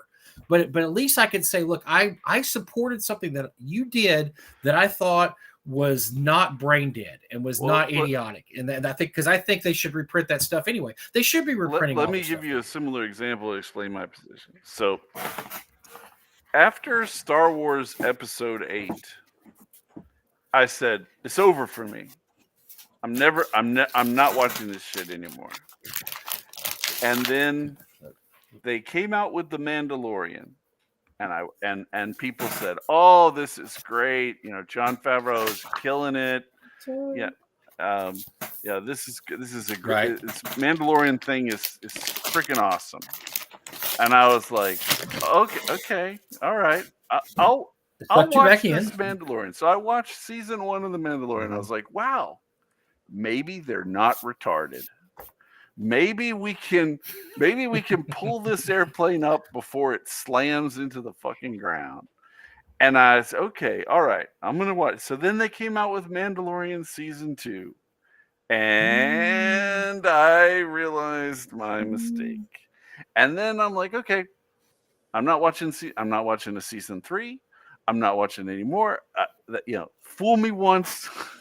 That's it. Okay, I'm out. But they didn't. But Greg, they didn't fool you. They didn't fool you. They put out a decent product with Mandalorian season 1. So I've had tons of people tell me that Andor is great, right? Fantastic, right? And I didn't watch it. And now they're coming out with whatever the season they just came out that people are saying they're doing the same thing to that they did to Mandalorian. And I said, okay, I'm out. Like, I'm glad I never watched it in the first place. They can't ruin my dreams if I don't have them in the first place. So I just didn't watch it. I didn't watch that great first season, so now I can't be disappointed by the second season. Well, you don't have to buy in 100%. You just buy into the stuff that you're going to like. You don't have to buy into stuff that sucks. I mean, I don't still buy every day. Look, I give watching a chance. If I turn on, I play video games that I know I'm gonna like, right? I watch TV that I know I'm gonna like. I'm not gonna be tricked by these Lucy's with their fucking football. No, you don't have to take a chance. It's over. But I think you should support the stuff that's good because otherwise you're just falling the category as, oh, these guys just hate everything. They won't watch anything. No, we will watch content that is good. It has to be good content. We're not going to just watch. We're not going to just wildly consume everything Star Wars just because there's a Star Wars label on there. And I always go back to that. I was talking about the Marvel zombies. I'm not going to buy every Marvel comic just because Marvel zombie must have every Marvel comic every month. No. And nowadays I don't buy comics at all because the comic companies have absolutely screwed the pooch. They've screwed that pooch so hard that it's just squashed into the ground. It's just I'm not giving them any more because man. But I won't. I won't. I don't give. And you know what I buy? When I buy something comic wise, it's an independent production. It's a. I mean, this is a fantastic independent comic, Hellboy by Mike Mignola, and he also has a spinoff because of BPRD.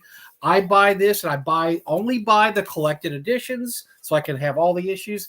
It's an absolutely splendid product. It is well worth buying, but it is light years ahead of anything DC and Marvel are doing now. And there's a lot of titles out there like that. So I just don't give DC and Marvel any of my money, but I do still buy comics if it's something that I know I will like, and then I read reviews of it. And I say, this is something I will enjoy. And then I read it and go, I did enjoy it. That was pretty darn good. So you don't have to, like I said, you don't have to blindly consume all Star Trek or Star Wars. I think we got into trouble is I think fans were so starved for nerdism back in the day, because we're all old enough. Jim's old enough. Eric's old enough. You might not be old enough, Greg, but we're old enough to know when we were just Star Trek is coming out again in 1980. We were so happy to have anything new. Yes, the movie sucked. It was terrible. I mean, Wrath of Khan was good, but the first one was, I wasn't but born in we 1980. were so starved. That's good time. There you go. Yeah, of course you didn't see it when it came So out of the theater. You weren't little. A tangential thought on this is that after the success of Star Wars, they didn't know if it was going to be big or not. And Alan Dean Foster wrote Splinter of the Mind's Eye, which was the first book. Fantastic book. Yes. And so then what comes next is the Han Solo trilogy. Han Solo at Star's End and so on and so forth. Corporate Sector Authority. Yes. Which I like. I like those books. And then Dave Stevens helped the Star Wars Daily comic strip that adapted part of that. But then, there were the Lando Calrissian books after Empire Strikes Back came out. But the best part of it is we had a very, very limited tail of add-ons, right? That Lucasfilm as a merchandising licensing powerhouse hadn't come to be. And then after Droid went away and everything lay fallow for a while, the expanded universe began. And I think the 90s were people beating the dead horse over and over and over again. There were side characters, there were side stories. And unfortunately, what really got that going was Timothy Zahn's wonderful trilogy that introduced Thrawn. And then after that, they were like, well, we could make absolutely Scrooge McDuck amounts of money on this. So let's just open the floodgates. And there was too much too fast. And I know that there are people that love Mara Jade as a character, but she's just one giant box of tropes, one after another, bundled together. And I've never appreciated it. You're not wrong. And so when I hear people gnash their teeth and wail that Disney killed off, it was a mercy killing. It was sick and it was rabid, and they took it behind the shed and they put it down. And while I'm not thrilled with everything that Disney has done, but Jim, their problem thing. Well, yeah, I think people would. I'm not. Jim, the problem was that. Yeah, but no, they took it behind the shed and shot it. But the problem is they didn't have They didn't have anything else after that. Well, we shot it. What do we do now? But I don't know. Then Kathleen Kennedy, they what have you got? They took this turn into other. Like what's his name? Chuck. What's his name that wrote a bunch of the books for the Chuck Wentz. The second trilogy. And it's interesting because I'll be the first to say, right? Chuck Winding. Yeah, I watched The Mandalorian. I watched season 1. I watched season 2. I've watched all the seasons. And it's very interesting because this is the first show where the main character becomes a secondary character by the end of the second season. And then by the third season, he's an afterthought. And there's fan service in that show, right? As a lifelong aficionado of Jawas, I was very happy with season 1. But it took off the rails. Now, everybody always talks about the Acolyte, and I've not watched an episode, right? Like, I've heard everything in the world that makes me think I don't need to watch this. Then there's the Andor. I watched part of season 1, and there were a few good moments, but to me, it seemed like a glacially slow. Then the show with not Ewan McGregor, but what's his name, and the kids. We're gonna have all these little alien children, and so I haven't watched that. I've only got so much Skeleton Crew. Yeah, Skeleton Crew. I've only got so much time, right? And I want to read things that are good. I want to watch things that are good. I would rather watch a great movie from the 40s, 50s, whatever, than sort of watch this formulaic pablum that just, here's Star Wars, you should buy it in this form. I don't like that. That's not my Star Wars. Well, we don't care, but did we mention there are witches? And I don't care. I'm out. Lesbian space witches. You don't like lesbian space witches? What's wrong with you? It's not that I'm against them per Well- se. I'm all for that community, but at the same time, it's not my Star Wars, right? And my Star Wars, you know, everybody forgets. I think a great exercise would be to go back and read in chronological dated order. You should go read the original Marvel adaptation of Star Wars, and then you should read the Marvel comic books and the annuals. And when the release dates are known for when the Han Solo books came out, when Splinter of the Minds came out, Splinter of the Mind's Eye came out. You should read all of those things in chronological order up into, but forget droids, and then hard stop, because that's what it was like between 77 and 83, because there wasn't that much. Marvel did most of the heavy lifting on trying to keep the IP going in between the movies. Marvel got shot down on a couple of ideas. They were going to do a second Death Film with like, no, you're not. And that's, I think that helps people sort of understand the frame of mind.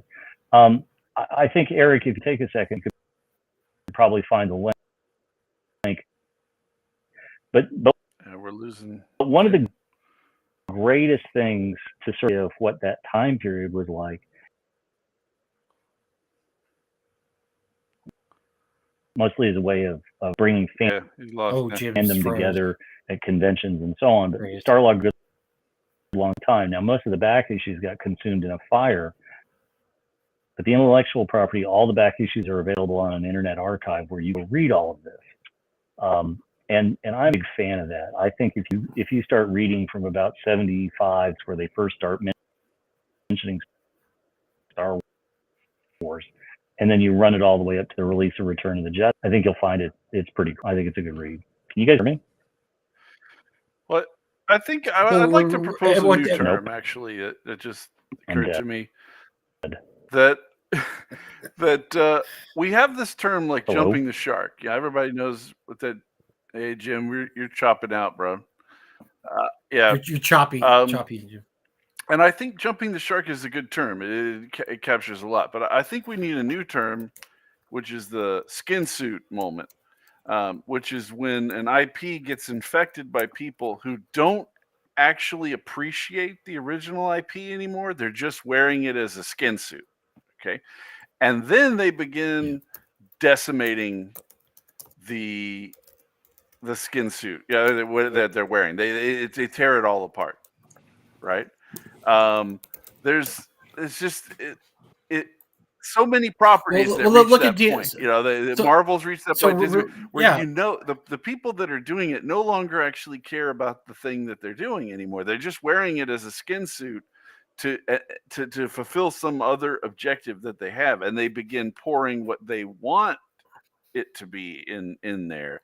And I think the Lego did a study about how boys and girls play differently with Lego, and they found that like if you give a Batman minifig to the boy becomes Batman, right? And he takes on the properties of Batman. And when you give the Batman minifig to the girl, Batman takes on the qualities of the girl. He wants to go to tea parties and he wants to do so. I think that's the distinction that happens. There's some people who are picking up Star Wars and they want to create books or movies or whatever because they love Star Wars and they're taking on the identity of the Star Wars that's there. There's other people who want to take Star Wars and bend it to what they want it to be.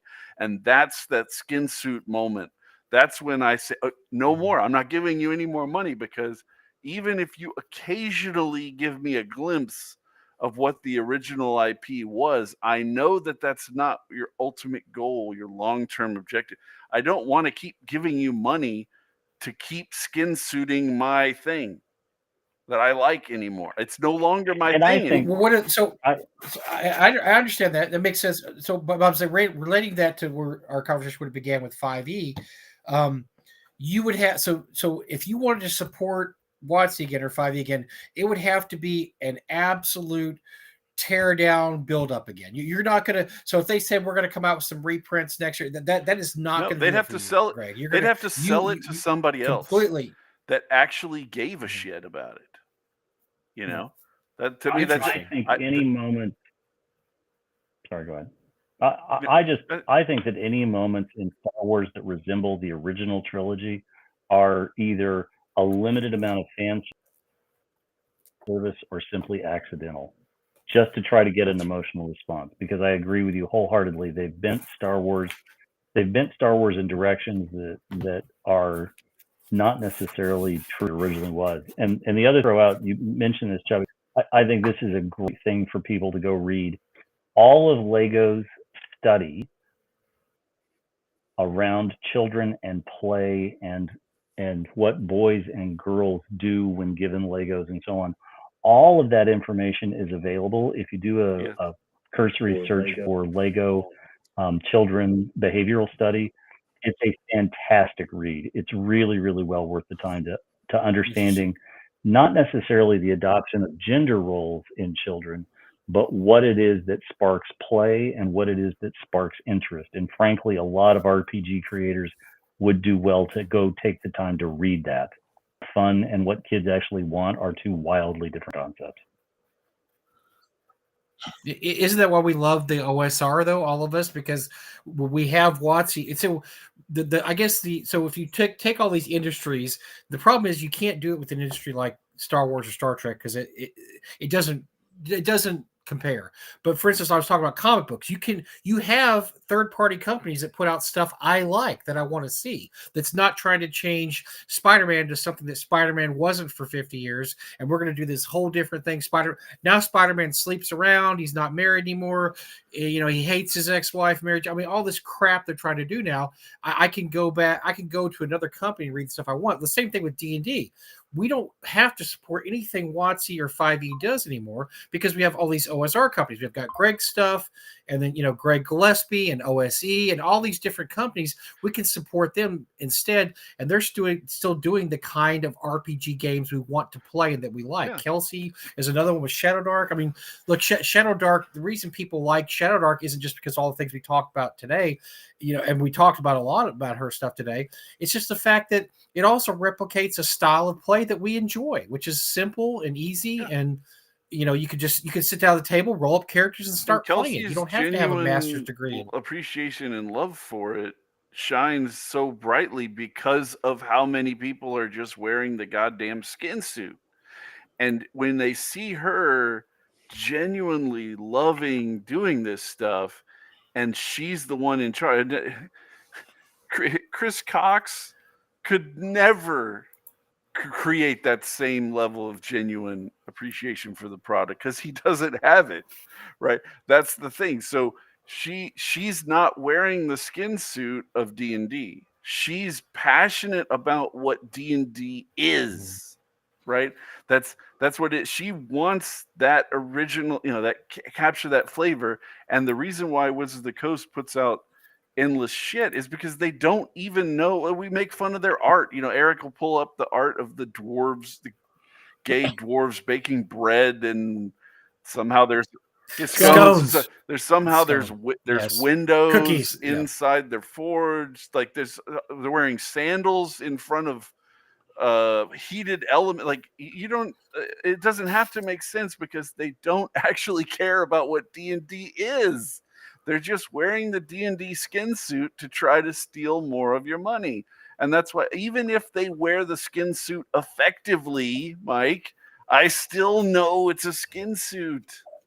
They can't trick me. But no, I understand that. No, I understand. Like I said, I gave you the reasons for why I bought. Look, I can count my purchases on one hand what I bought the last few years, and I can explain everything that I bought. And to me, I feel like I said, with the book I showed, I felt like I was rewarding them for doing something they should have done a long time ago, which was release a collected edition, a nice collected edition of some of my favorite modules growing up. And that's something that I've been wanting them to do for years.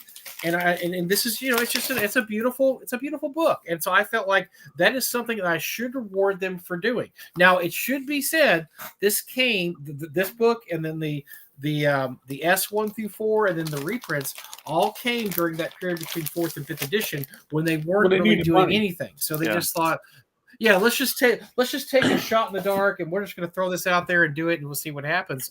And I think it seemed like it worked out pretty well. People still love those editions. So those are the only books I bought from WotC in the past, I don't know, 10 years. But I did that to reward their. All right. I didn't buy it to reward them, Mike. I bought it because I wanted it for me. I couldn't give that too, but I'm just saying is that if whether I was rewarding WotC or not. I see it more of like there's an apartment on fire, Mike, and you ran in to grab the thing that you wanted to save from the fire. That doesn't mean that you love the arsonist. Well, reward's a bad thing. Trying to save their reward's a bad. Yeah. No, reward's a bad thing. But I don't have a problem with doing something like that. And if I got a colored dice that changes colors for $5, I'm okay with that. That doesn't bother me because it's already been sold to Games Plus. Games Plus is marketed down 80%. Yeah, I'll grab a couple of those because I like them. I think it looks cool. The Dice Tower is even better. I love the Dice Tower. Dice Tower. Well, I got no problem feeding money to debt consolidators and liquidators. That's fine. That's that's a legit business. So okay, what about the D&D movie? Did you see the D&D movie? I did see the D&D movie, but I how dare you, sir? How dare you? Because somebody else came to me and said, "Will you take me to see the D&D movie?" And I said, "Okay." That was the only reason why I went. It was okay. It was trope heavy, and that it tried to fit every reference in that it could, and all that kind of stuff. But it was sure, because it was the only movie they were ever going to make because they lost so much money. It was a decent movie that would be, if it came up on Netflix and I was really, here's a better example. If I was on a plane and I had a choice of, 20 average movies and that was one of them, I might watch it then, like that's the. But by the way, apparently it's killing on streaming. It's killing on Netflix streaming. It's one of those movies I think that it did all right. I mean, it didn't. They made it for $250 million. It made $300 million, so it really didn't make its money back. But apparently it's doing great streaming. It's one of those movies that you kind of flip on, like, oh yeah, I can watch this because, like you said, it's an inoffensive, fun fantasy average. It doesn't freak, you know what I'm saying? Right. It's just one of those things you just turn on. It's eye candy in the background, like, oh cool, there's the dragon part, there's the part where this guy does this, whatever. Funny jokes. So I think it was a good marketing thing. I don't hate it like some people just absolutely detest it, just go crazy over it. But that's the kind of thing they probably should have done more of that, and less than whatever the hell they were doing instead. That didn't make any kind of impression. Look at the success of the D&D network. The D&D channel, I think it's officially dead. It can't still be going. That didn't really. What was the point of that? Was that a money law? Were they just trying to lose money on something? I think it was going to be something when they still had E1, but when they sold off their film and TV show division, then it became shit. Yeah, we got no I generally don't give a lot of credence to the cell phone hypothesis, but with the shit going down for Ubisoft in the past few weeks, it makes me start to wonder. It does look like if you put the story together in a particular way, that Ubisoft intentionally destroyed their company so that they could spin off the IPs to a holding company that had a bigger percentage of Chinese ownership through Tencent. And if I've seen people putting up the numbers, it'd be like they went from being the regular company only had I think it was 10% ownership by Tencent. They spun off their most profitable IPs to this new company, which has 25% ownership by Tencent. And then they've begun. One of them already got liquidated. One of their divisions already got liquidated, and everybody got laid off. So there's kind of like a Wall Street type of corporate. I've seen that conspiracy that can happen. theory. But I normally, like I said, I normally wouldn't have supported those kind of theories. But then you see, it appears to have legitimately happened with Ubisoft, where they were. Yeah, but does anybody do they really deserve credit for that, or is that just like a happy coincidence that they made more money by tanking the company than they actually would have if they tried to put out I don't decent know. I mean, games? stupidity is hard to explain, Mike. I mean, it was pretty stupid because they did some Yeah. really they did some stupid things. They I mean, released a game that yeah. is set in Japan that's massively offensive to Japanese people. That that seems like that you might have asked Japanese people if they liked that game before you put it out because they did market not like research. it. I mean, you don't hear this a lot, but I mean the Japanese are way more ist than Americans are ist, and to release a game that implies that the royal bloodline of the Japanese emperor was contributed to by a random black dude that arrived from somewhere like that, like, whoa, they really take that seriously.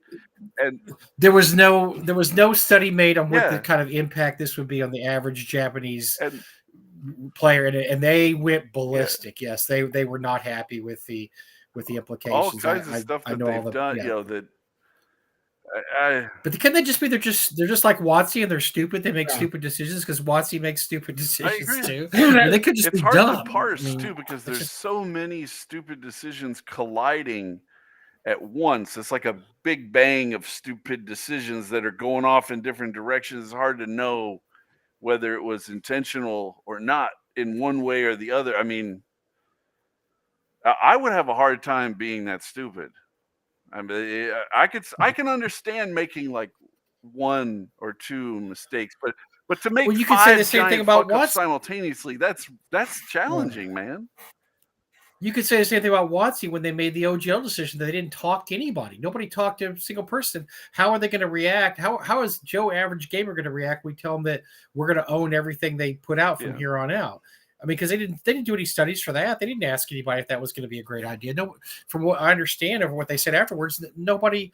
It was they tried to make it like some intern pushed a button and then it went beep. It went out live like, oh, don't push that button, intern. I mean, they made it seem like it was like, oh my gosh. Earlier, it's never intentional when it gets revealed, but it was probably intentional before it got revealed, and that goes to I am willing to concede them this point that I've interacted with enough C-level decision making at big corporations to know from my day job situation that decisions get made often by a handful of people who don't consult anyone and then force it straight down the hierarchy to other people, and that can definitely happen. People can make siloed decisions with no input and force it down onto levels of the company where people who should know better are then forced to comply with that directive.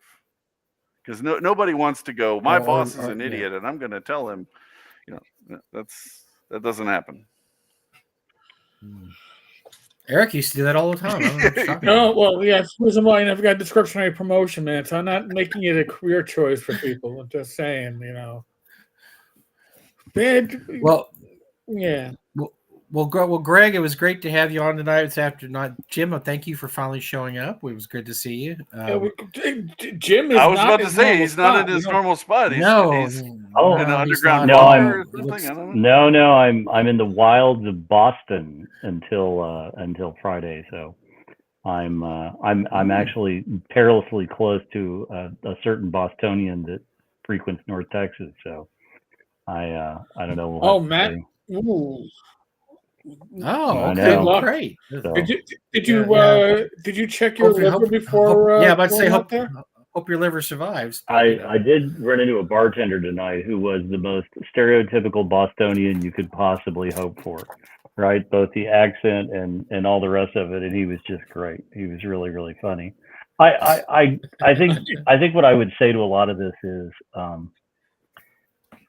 I guess what I would end with is that there are unfortunately a lot of IP mistakes that are handling of IPs that are made by committees, and those committees are essentially, we have to tick off this box, we have to tick off this box, we have to tick off this box, and so on. And unfortunately, those sorts of decisions like that, you get exactly what Disney has been on a run with so much of this, that you're just left scratching your head and saying, you know, wanted. You Chubby mentioned the skin suit a lot. You know, this is certainly something we've seen over and over and over again, right? Starship Troopers, loathe it, hate it, love it, whatever. All of the sequels to the original Paul Verhoeven movie have progressively just been worse and worse and worse. And you could say that about the animated, the live action. The word of the remake is somewhat encouraging because it sounds like they're actually, it's got what's his name from South Africa, Neil Blomkamp, or however you pronounce his name. He's been attached to it, and he's intending to go back to the original book. Fingers crossed, that would be great. You know, I think what we see more often than not is all these properties that people enjoy, that they love, and so on and so forth. When you start making decisions about these properties that are governed by committee and governed by somebody trying to tick off all of these boxes, it just ends up, it's a pale shadow of what it could have been. I talk about the first time I saw Star Wars, where the Star Destroyer goes over at the start of the movie, and you're in your seats and you're just like, when is this ship going to end? It's huge. You get a sense of proportion and so on and so forth. And it was very groundbreaking. But a lot of what I see in the Disney fair, what I see in a lot of movies, and in fact at the event I was at earlier tonight, we're here with a PWC event. Somebody was actually talking about, not PWC, but talking about how a lot of these sort of decisions get made, and what makes for, it's a much longer discussion, but I think everybody's understanding of this, right? We talk about, you know, the OSR isn't the only resource for people for RPGs that are not WotC, right? There's an infinite number of RPGs out there, from the one sheets. You know, I know there are people that absolutely love these ideas of the one sheet RPGs.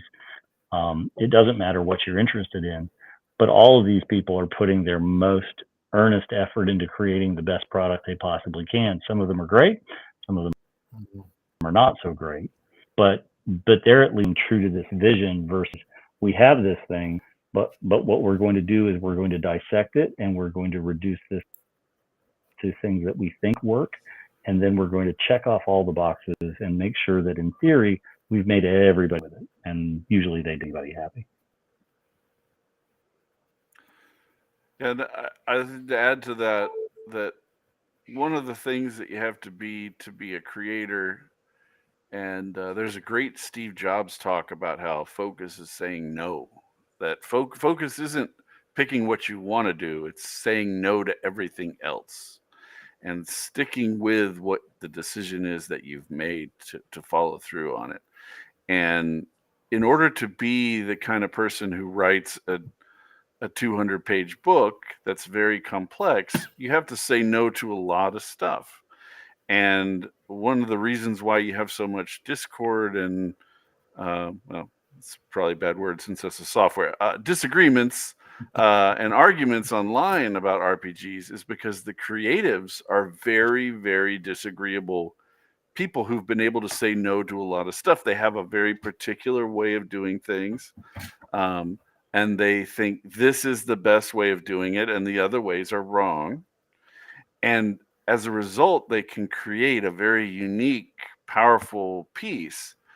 And then all these agreeable people come in and want to make all the changes to make everybody else happy, the way that Jim was just describing. Say, well, we need to get rid of this because that'll upset that person, and we need to get rid of this because that'll upset that person. We need to add this thing that doesn't belong here because that'll make this other person happy.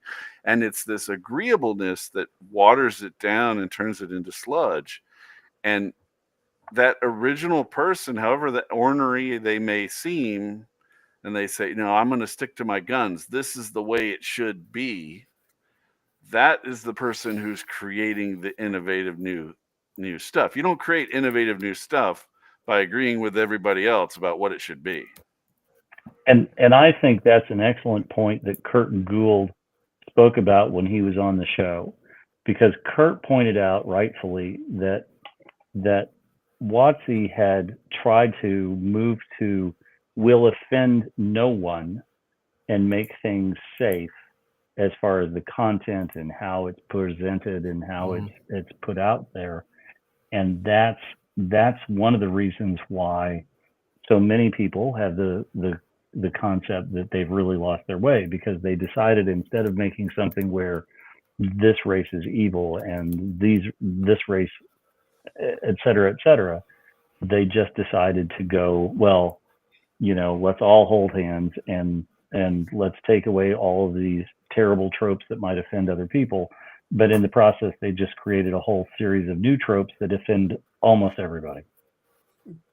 Pretty much. Yeah. Yeah. And my position has been to profit off of that failure. I mean, that's why I wrote Shadow Sun to begin with. I said they're never going to bring it back. They're never going to do Dark Sun credit.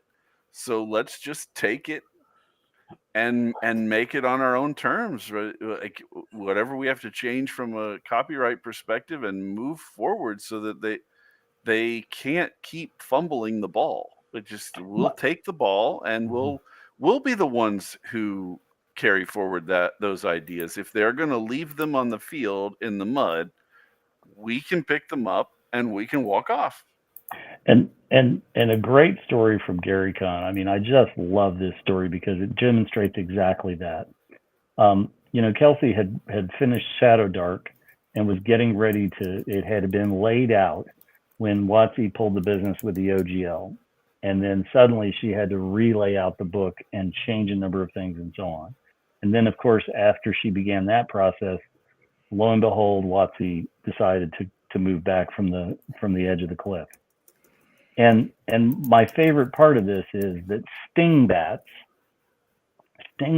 are something she left because she never wanted to forget what had almost happened with the OGL, and that she was so annoyed that, sturges now had to become something else, and they became stingbats. And she left them as stingbats because it's a reminder, when you're borrowing somebody else's things to play with, they're never truly yours. You don't own those things. And stingbats, and I love the fact that she came up with this goofy name, and we all understand what they are, but Kelsey now owns stingbats. She's not playing with somebody else's toys.